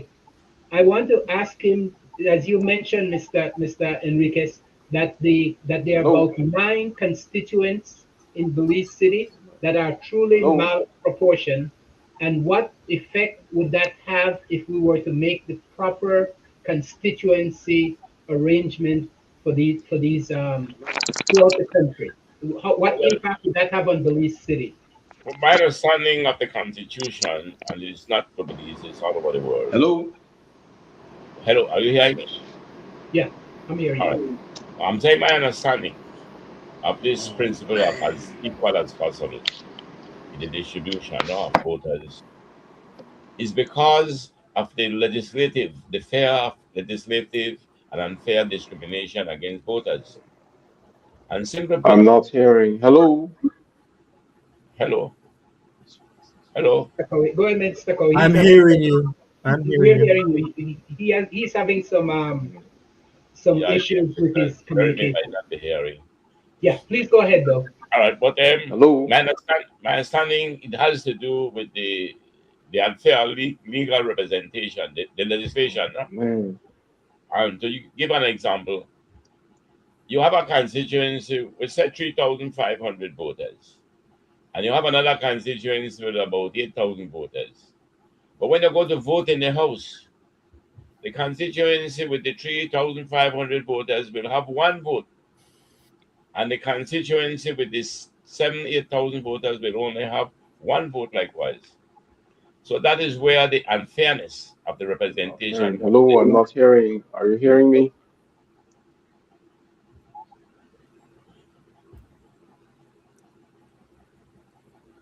Okay, who's not hearing? All right. Are you all hearing me though? We're hearing you, Mr. Me Cowie. Please go ahead. personally is hearing you. Or is Mr. I Jeremy think now? Jeremy's not hearing you. Yeah, he's having some Hello? communication Hello? issues I'm on not his side. hearing But at we could all, hear at you. all. Yeah, we are here. I am hearing you, Jeremy. Oh, man. It's from his side and that. Yes, it's from his side. Please go ahead. All right. So to me, that is the first issue. It has to do with the unfair legislative representation in the passing of a law. That you cannot have 4,000 people with one vote and one with 8,000 with one vote. You cannot. That's unfair. That should have been two votes for the eight instead of one. And that's happening even in the US and all around. So that was the unfairness why we should make sure we go to do the proper redistricting of the divisions. I believe that Mr. Enriquez did a very good job in pursuing it. It's unfortunate that the two parties seems to agree that they should do it, but they didn't come together to try to get it done so far. So that point to me, I agree. I must give him the credit for pursuing it. Now, what to me came over, which was not good for us, is when the court has to the Caribbean Court of Justice, as I understand it, had to make such remarks about the Judicial and Legal Commission in this country, to in effect saying that they did not live up to their obligation, and that is a serious statement being made. So I must give him credit for the victory. It is a victory, but it's a victory that is sad for us because that should never have to be said by the Caribbean Court of Justice. Our Judicial and Legal Service Commission plays a very major role in how we're going to recruit and discipline and reward those professionals, just as how we have the Public Service Commission, which also we were questioning a while ago because of, and then you have the Services Commission, which we were questioning a while ago in the case of the recruitment of policemen. So we have to take note that right across the spectrum, we seem to be having problems now with these bodies that are constitutionally there to ensure that we get the proper men and women to fill these positions. So that to me is what stands out in the Caribbean Court of Justice judgment to have to reprimand the Judicial and Legal Services Commission. Sorry, That well, sorry, is there something wrong with my connection? It just went off. I don't know if you heard my. Yeah, we heard you until you had concluded there. Okay, good. Thanks. Yeah, we did. And so that's yeah, my thank you. comment on the decision of the Caribbean Court of Justice. But also, I wanted to bring out But I why. wanted you to talk a little bit, Mr. Colley, about how, in making these adjustments, it will impact the number of constituents within certain geographical areas and the impact of that politically on the landscape of our country. Yes, because when we made the decision for this type of parliamentary democracy, where the winner takes all, it means then where you have, as it was before, let's say when you had 21 seats, You just need 11 seats and you form a government. Now, if when you have those kind of proportional, or not proportional, but those kind of representation, if when one constituency begin to be so wide apart from the other, and I'm using an example here, you have 3,500 voters in one, and in the other one you have 8,000 voters, but it's one vote in the house. So that is not a fair representation of the people. You cannot have one with the same amount of vote, even though the amount of Thank voters you. are double. Thank you. So that is the concept and the principle universally. That is what makes it unfair. Why we should have, I just wanted to point out that it's not 11 that would form the government. huh? Hello? No, I said I just wanted to make one point that it's not 11 that would form a government, but No. 16 I was would giving an be for the example. government. I Oh, was just okay. giving an example of way back. I'm going back to when we only had 18. I see. Okay. But from then, the law was there. The Constitution had it. Yes. So if when you had 18, evidently, if you end up with 99, that's even. But anyhow, we have that with, if you end up with, if, when you had 18, if you end up with Yeah. 810, but Yeah. in that 8, you had large constituencies where their numbers double those in the 10. Yes. Perhaps if it was more or less equal, the one with the 8 would have formed the government. Yeah. It's a mathematical flaw to allow such inequality in the numbers in our division. For imagine, I mean, I'm going to vote now, So and so you say I have it's 8,000 voters, and I've got one vote. yeah. You So have you have 3,000 voters, and you have one vote. Therefore, that is not fair democracy. exactly. So it fractures our democracy and it doesn't put us into a true democratic mode Yeah, of that's why we had it. representation. That's why the Constitution had it as such. There is one area that I would like to have seen amended because it was true objective. I would say that rather than staying up as equal as possible, to put a percentage that it must not exceed. And that is more practical to carry out. That would be more Yeah. objective, you see. But right now, with the way it is, it's still not subjective. Yeah. Okay. And what I believe I was trying to get at is that based on making these proper and full adjustment to the number of representatives within a constituency, it means that the Belize district would be losing perhaps a number of constituencies, and those would be going to those other countries that are malapportioned. So instead of having 10 constituencies within the Belize district, we may end up with seven In or Belize eight. City, 10 in Belize City. In I Belize know we District, have we 10 have right 30. Can now. I jump in? Can I Yes, jump in sir. here on this issue, Yes, please? please. Um, what? And I think, and Mr. Enriquez, thank you for your input. I was lucky to be invited to do the analysis for the Parker Smith case. Um, that really catapult this whole position. What we don't want to do, guys, is to make this into anything more than what it is. What the government has to do by constitution is to ensure that every eligible voter has won a right to vote. And the idea behind me and the sweet spot is about 5 to 15%. What you want is for every single eligible voter to have access to their representative, and also for their representative to be able to service their constituency, be it red or blue. So when we talk about redistricting, we don't necessarily need to worry about whether one constituency has 11,000 voters or whether a constituency has 2,000. Is how do we construct it in such a way whereby everybody has access? So chances are we might keep all 11 constituencies in Belize City and add additional in those areas that are much larger. And so what we got to be very careful with, guys, is we don't we don't get into, and this is what, when we use the word gerrymandering, people often think it's political parties gerrymandering for what they want.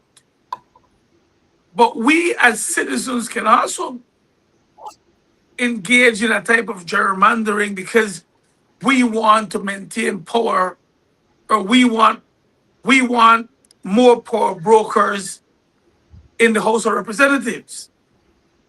So it's not for us to look at whether or not it's ill proportioned. The Constitution says this, the ROPA says this, and the government has to abide by those rules. And I think that is what it is. And I think the government has made concessions and are in the process of ensuring that redistricting takes place before the national elections. Now, what that looks like is based on what we as citizens and elected people want, or people who can elect want for our cities. Now, key factors for us to look at.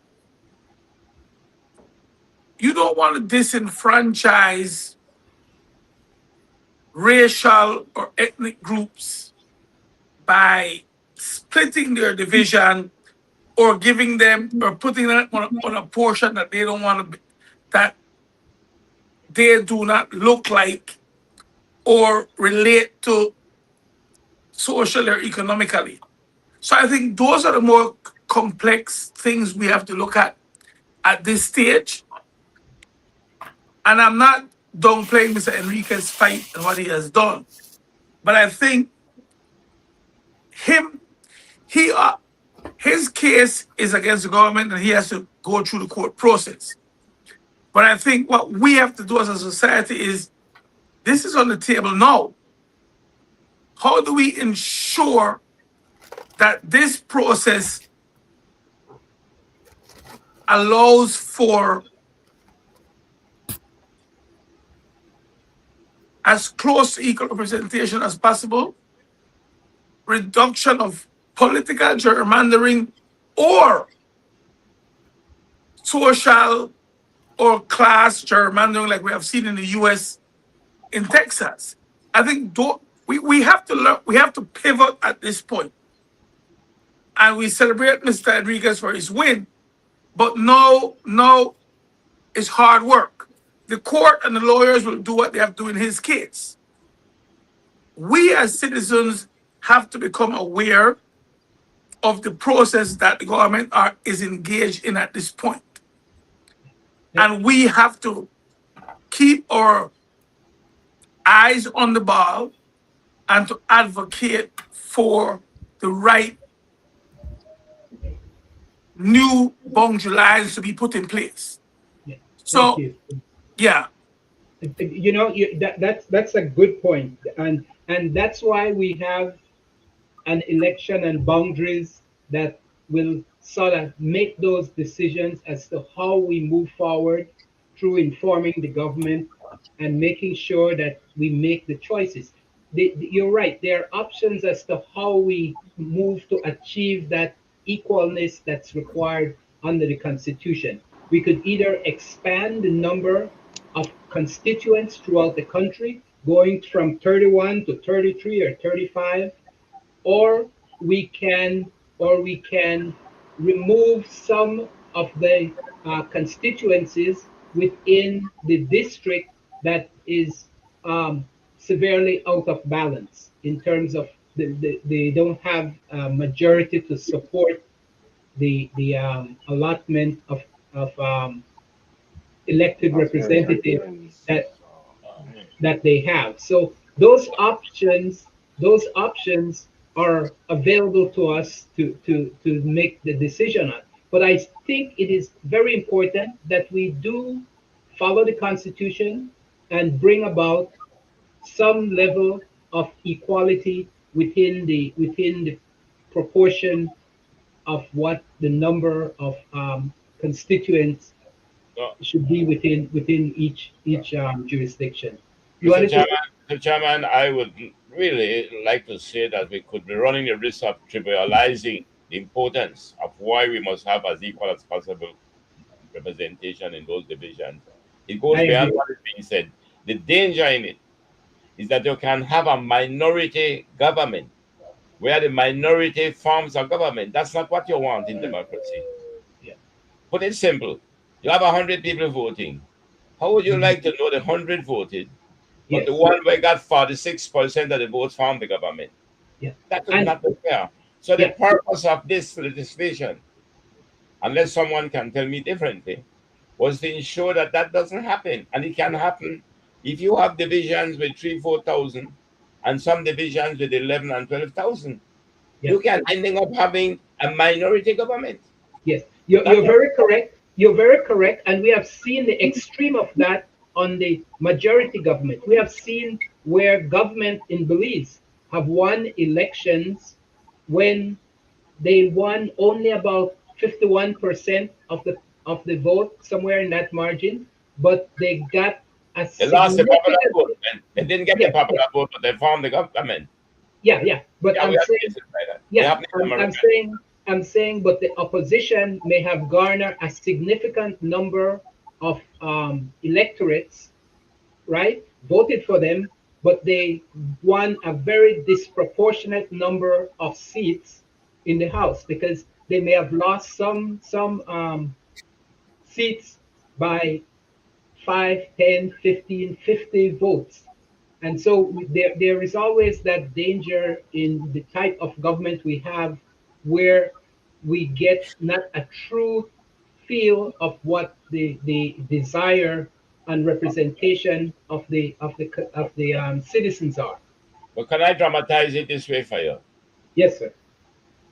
Here you have a close election. There was a division with 8,000 voters. One party won with a large majority at that Mhm. 8,000. Yeah. There's another seat with 3,000. It was very close. The other Mhm. party won, but close. Yeah. The party that had won that division with 8,000 seats, if it was two divisions, it had two votes, it had Yeah. two representatives. And Yeah. farmer government, that's a danger. So Yes. what I am thinking, the fervor behind and the passion to do this thing is for the good of democracy. Otherwise, if we don't, you can end up with minority governments. Yes. You can take that the minute you take 8,000 people and you won high turnout and you win with a large margin, it tells you that if you split that division, you will have two seats. Yeah. It Agreed. will be in your favor. But Yeah. if you can keep it that way, I will have the 3,000, then we equal and we form the government with the minority. Yeah. No, That's I what it understand. is. Yeah, it happened both ways because in Belize it definitely happened where the government won, they had the majority, but the proportion of people that voted for them The was, popular vote. yes, the popular Yeah, vote they was never had the popular significantly vote. low, and they won. The opposition or so would have had a very minority, low number of seats. Mr. Enriquez, I wanted to go back to you and see where you think this case that you have won, and congratulations on that victory. Where do you think it will now resolve the government to act? And I know often they said this is already in the plan. We were thinking of doing this. But do you think the action now of the court forces their hands to make sure this happens? And what measures are you taking to make sure that it does happen? And yeah, that's my question to you. Yeah, well, definitely. I'm convinced that the actions we've taken to the court is now forcing the government and the Elections and Boundaries Commission to get to work and to get this done. Prior to this, the Prime Minister promised that he would get it done. He repeated his promise that he would get it done, And he went, even when he was warned in the pre-action letter that he has not gotten it done, he went ahead and called the election even a year before or months before election was due. He had the time to get it done, and it was not done.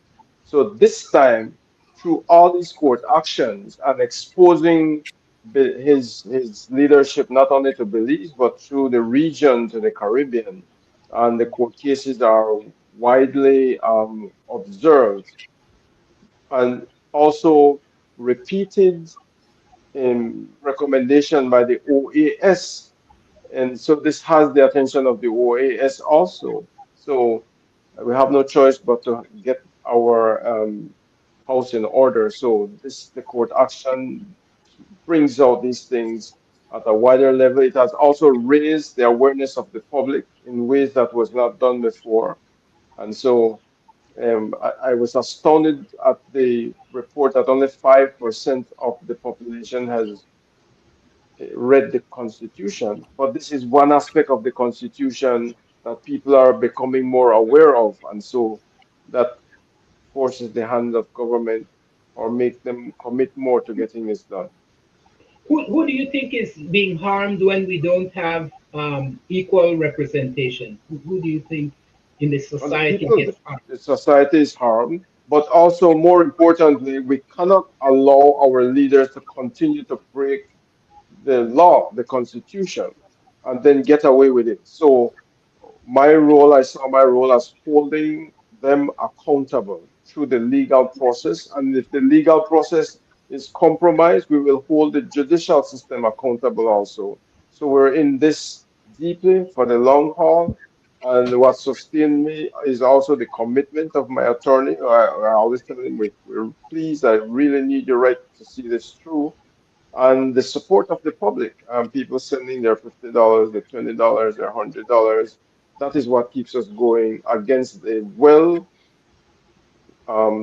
well-resourced states, paying hundreds of thousands of dollars to high-priced attorneys to fight against something, to use the people's money to fight against what they ought to have been doing in the first place, and then also hiding information, treating many times trying to frustrate our process. As in the case of the Judicial and Legal Services Commission, we had to fight our way to call them out in the ways that they're treating us very disrespectfully, and there's a clear pattern of non-responsiveness, limited engagement. They're there to serve the people, and what was happening, they were making themselves kind of lords over the people and not responding and saying, "How dare you," in a sense, question our authority and our integrity and try to shun me away. But we persisted right through to ensure that justice is served.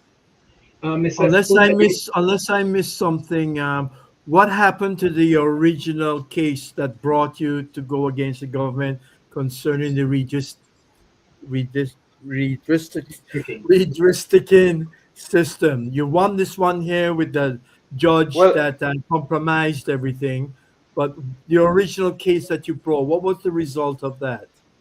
we're going to contest that. We took that to the Court of Appeal. We're going to take that all the way to the Caribbean Court of Justice. Um, Even though it is seen as a moot point, we are seeking for the court to declare that this election was unconstitutional,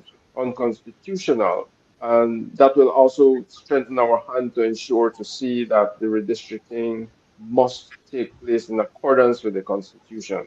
So these For are the kind next of like election? side Yeah. these are like Yeah. side cases that occurred as a result of the misconduct of the judge, and it took us in diversionary steps, but we're still focused on getting the job done.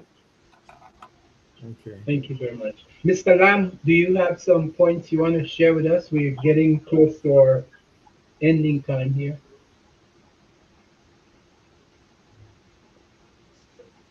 Lennox, can you hear me?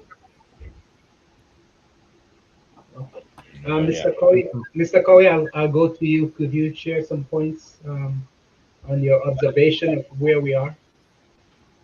Well, I have given my strong feeling about one, that the redistricting is necessary to ensure that we have a government that represents our they are put by the majority of the people, but of course represents all the people once elected, and cannot have minority governments, which is not fair to the voters.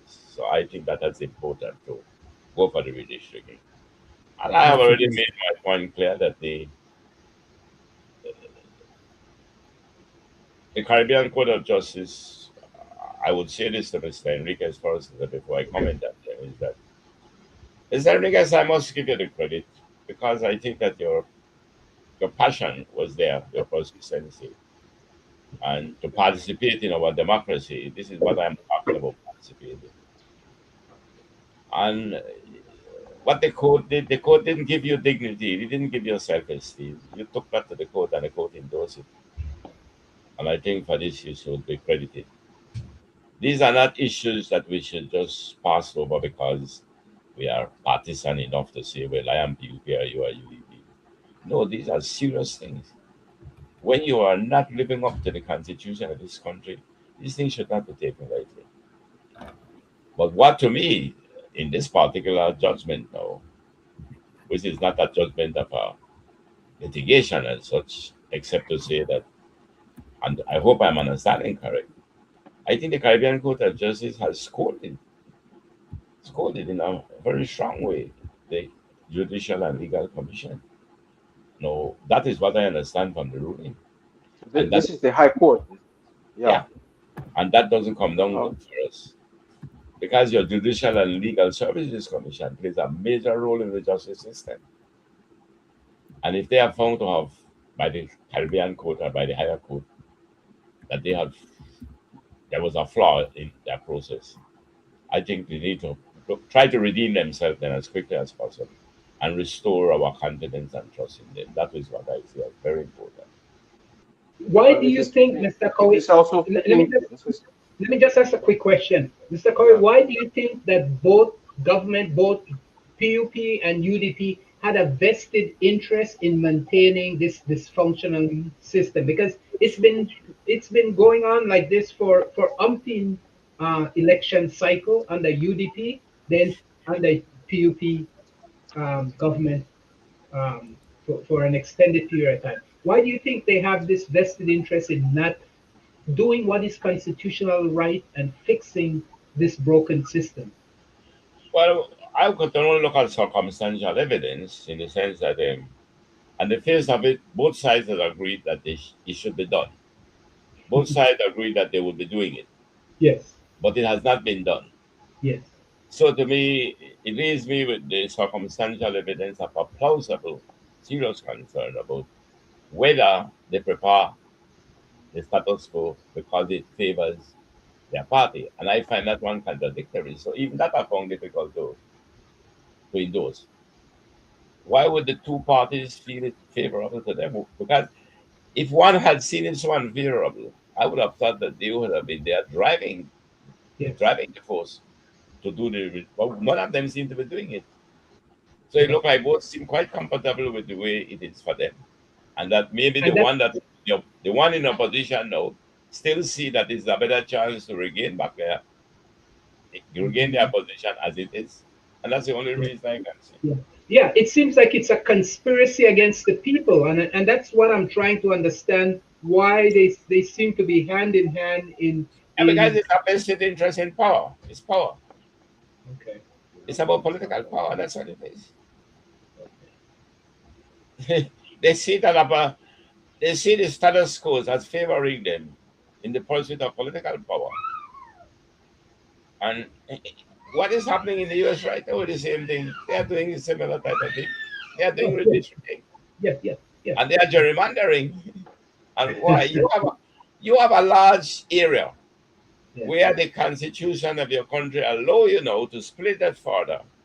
But the large area that you have is dominantly controlled by one party. It's in your favor to split because you want to get more seats. yeah, But then to me, you do it because it's the law. And when it doesn't favor you, you do not flout the law. You must do it still. And that is why I think we should stand up for the rule of law. This is a case. like others, where the people of this country must ensure that the rule of law is above any party politics.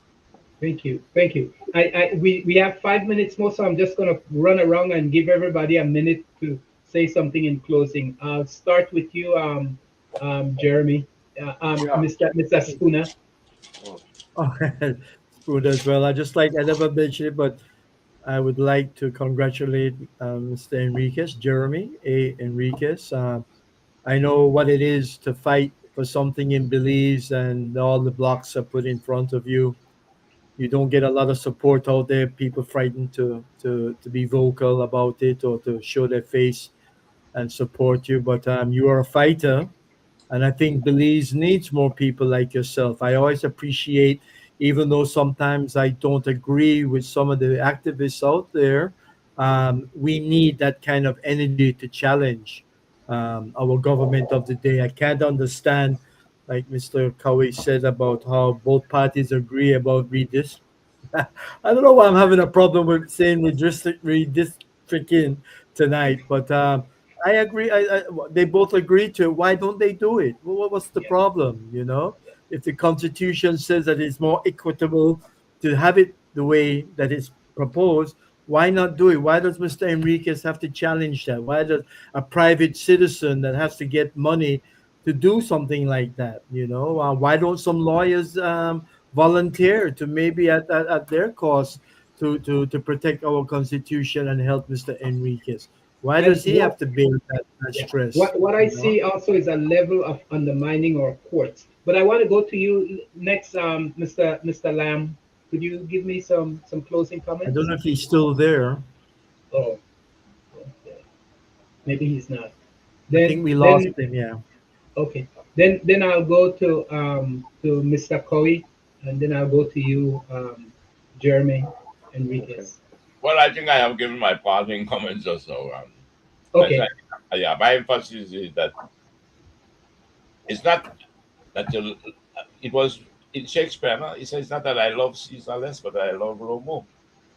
So to me, this is about the rule of law, and that must transcend party politics and any favorable position given to a party. The rule of law must be dominant. Thank you. Mr. Jeremy. Oh, thank you very much for having me again. I wanted to make this point that the chairperson for the Judicial and Legal Services Commission is no less than the Chief Justice, Madam Chief Justice herself. And so it is important to note that even at the highest level, um, we as citizens must not be complacent or afraid to challenge that no one is above the law, is what I want to say, not even the Prime Minister or the Chief Justice herself.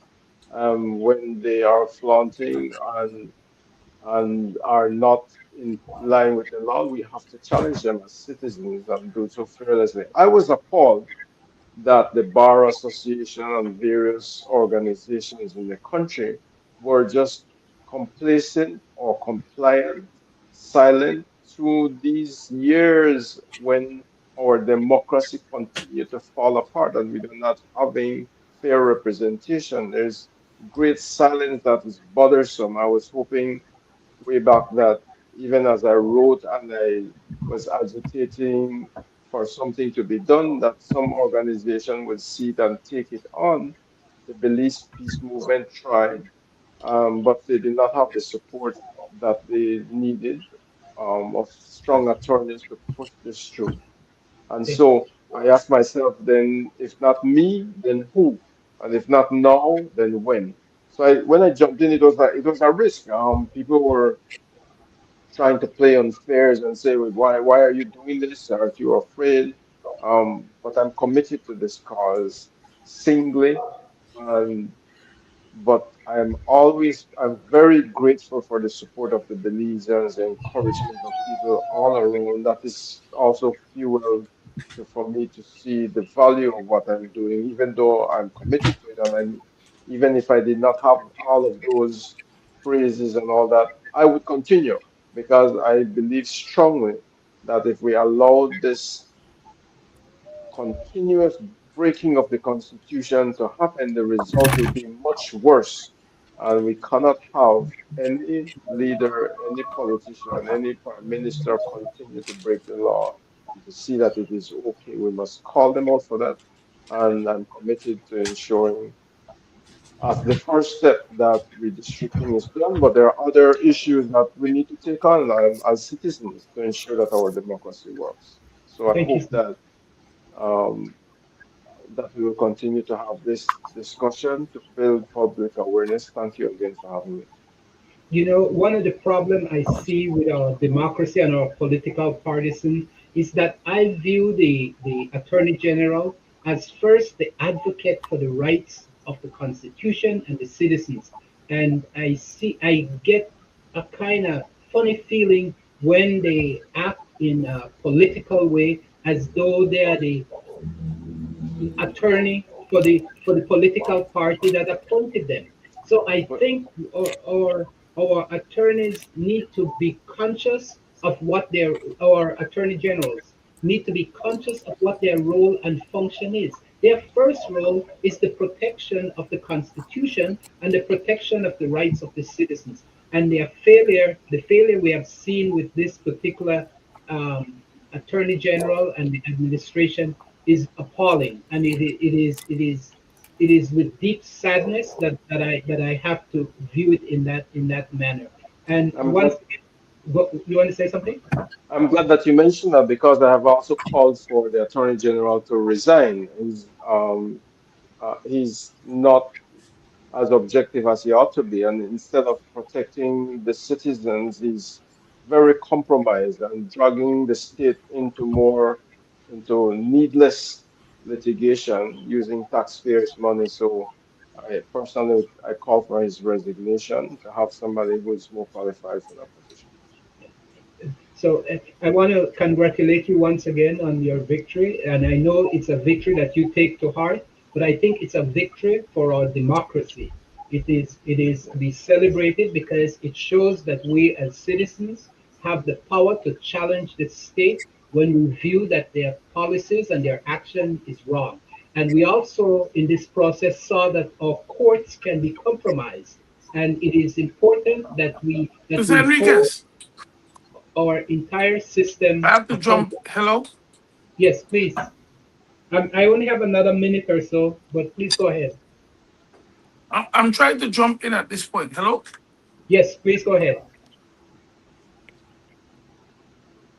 Please go I'm not ahead. hearing too well. Oh, I had the same audio program yeah. problem, so I could Okay. imagine he's having the same. Then I can't do But, anything. but I'm going to jump in at this point. Jump in, jump And in. it's on a principle matter. If we're talking about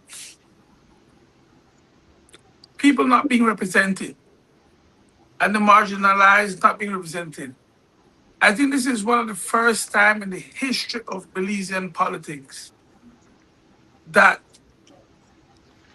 a black Southside man has become the Attorney General. And he has been a defend. If you look at his record outside of politics when it comes to the law, he has been a defender of the people and the rights of people. So I would ask you to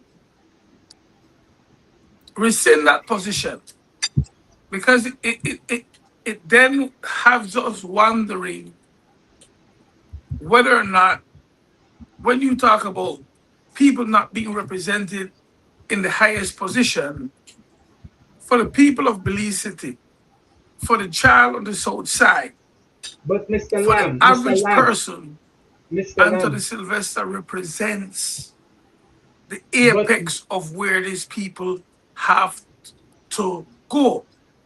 But as but the Attorney General, he has an obligation to defend or to represent the government.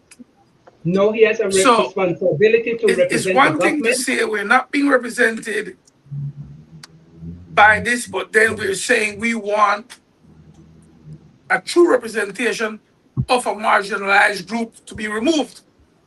So maybe I think you're going a little bit too far Not at by all. asking for But that, because no, but we have what seen what that what same type what you're of, treading on is how do the average person from Southside Belize City, Creole Belize City, see that request being made from you.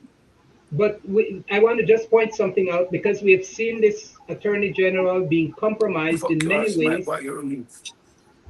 We have seen this attorney general You being talk about compromised. governance and be represented.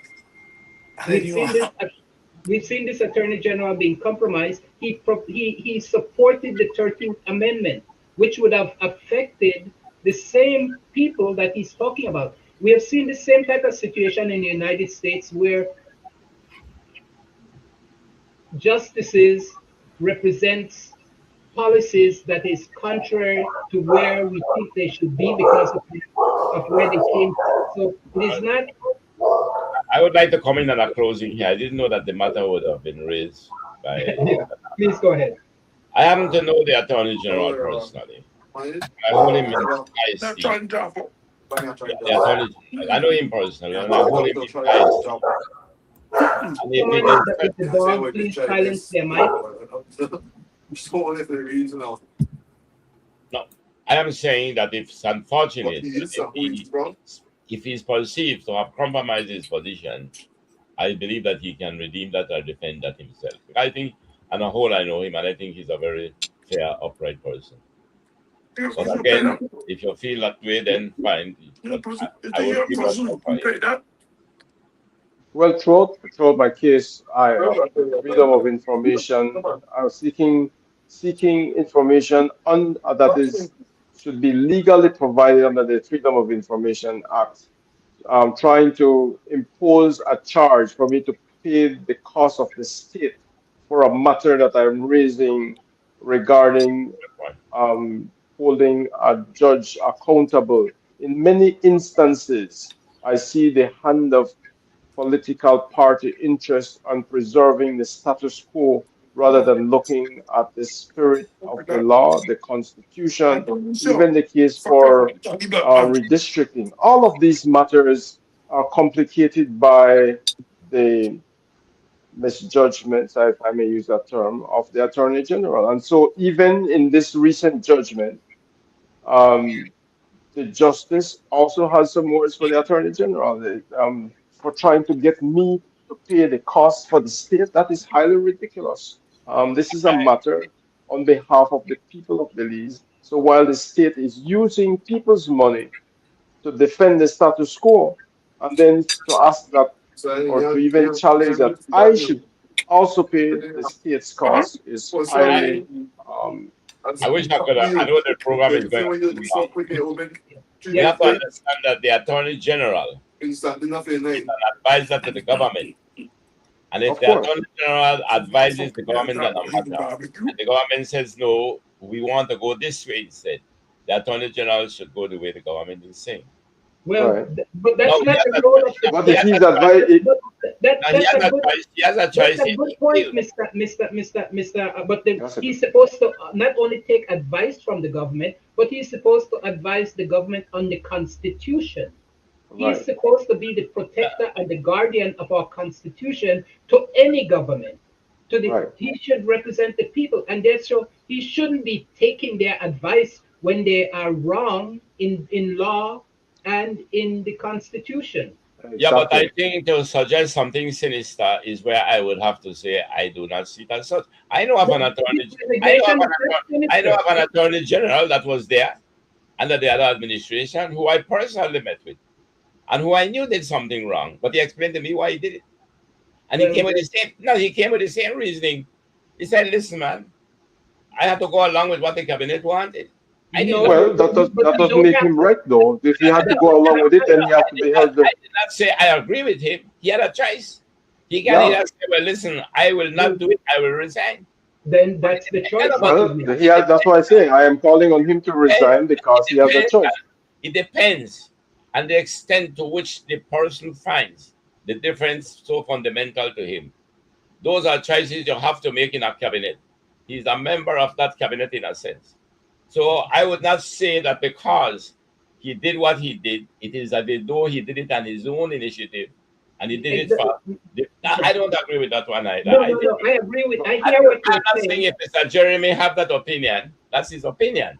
Yeah. But I'm saying that I happen to know the responsibility and I happen to know the practices of attorney generals, and I understand sometimes the position that they are in. Well, I got it all wrong because I thought the Attorney General was supposed to protect the Constitution and the people of Belize, not protect the party that appointed him. Yeah, but That's what I got it wrong. no, I don't. He is protecting the people of this country. If the cabinet is, if you feel that the cabinet acted contrary to the big interests of the people, then he should resign. Yeah, then the whole cabinet should resign. Or the Attorney General, in good conscience, if he knows that the cabinet is violating the Constitution and the people. I wish this point had come up before because this is very important. Yeah, and I listened to Jeremy how he felt about the Attorney General. But I have my defense about an Attorney General. I could understand that. I mean, I was a minister in the cabinet, and there were things that I didn't agree with. But the majority I went with because I didn't find a fundamental difference. But when I found a fundamental difference... But you don't do that. You don't do that. That's allowed me to finish. But when I found a fundamental difference... No, hold on, I can't finish. When I found a fundamental difference, I resigned.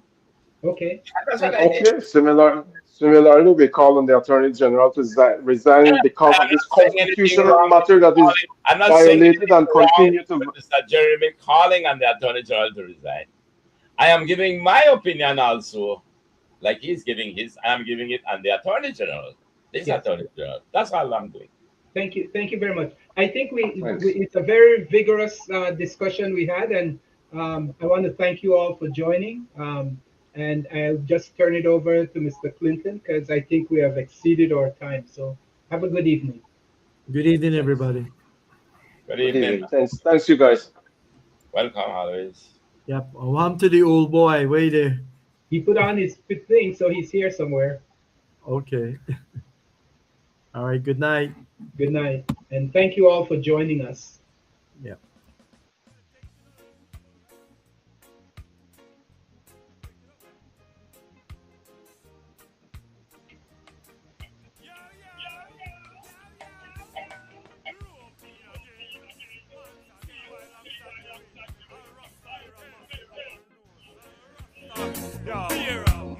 Loud and clear. Make your bed out and you'll have to sleep on it. Other people business, you better stop peep on it. Only your friends can know about your secret. If Adam you, I would have just keep it. Make your bed out and you'll have to sleep on it. Other people business, you better stop peep on it. Only your friends can know about your secret. Don't reveal it. Yo, nowadays highly inclined. Sweet instead of that they invent rhyme. We forefathers they touch it way before time. Proverbs, make it queen a line. Them say, seek and ye shall find. Them must say the road so with lots of signs. Hard head, soft behind. That's why high is big nigga the market too time. And I'm on step on me grind. We teach the Rasta use the way the system designed. The one I'm on the king in the land of the blind. So don't do the crime if you can't do the time.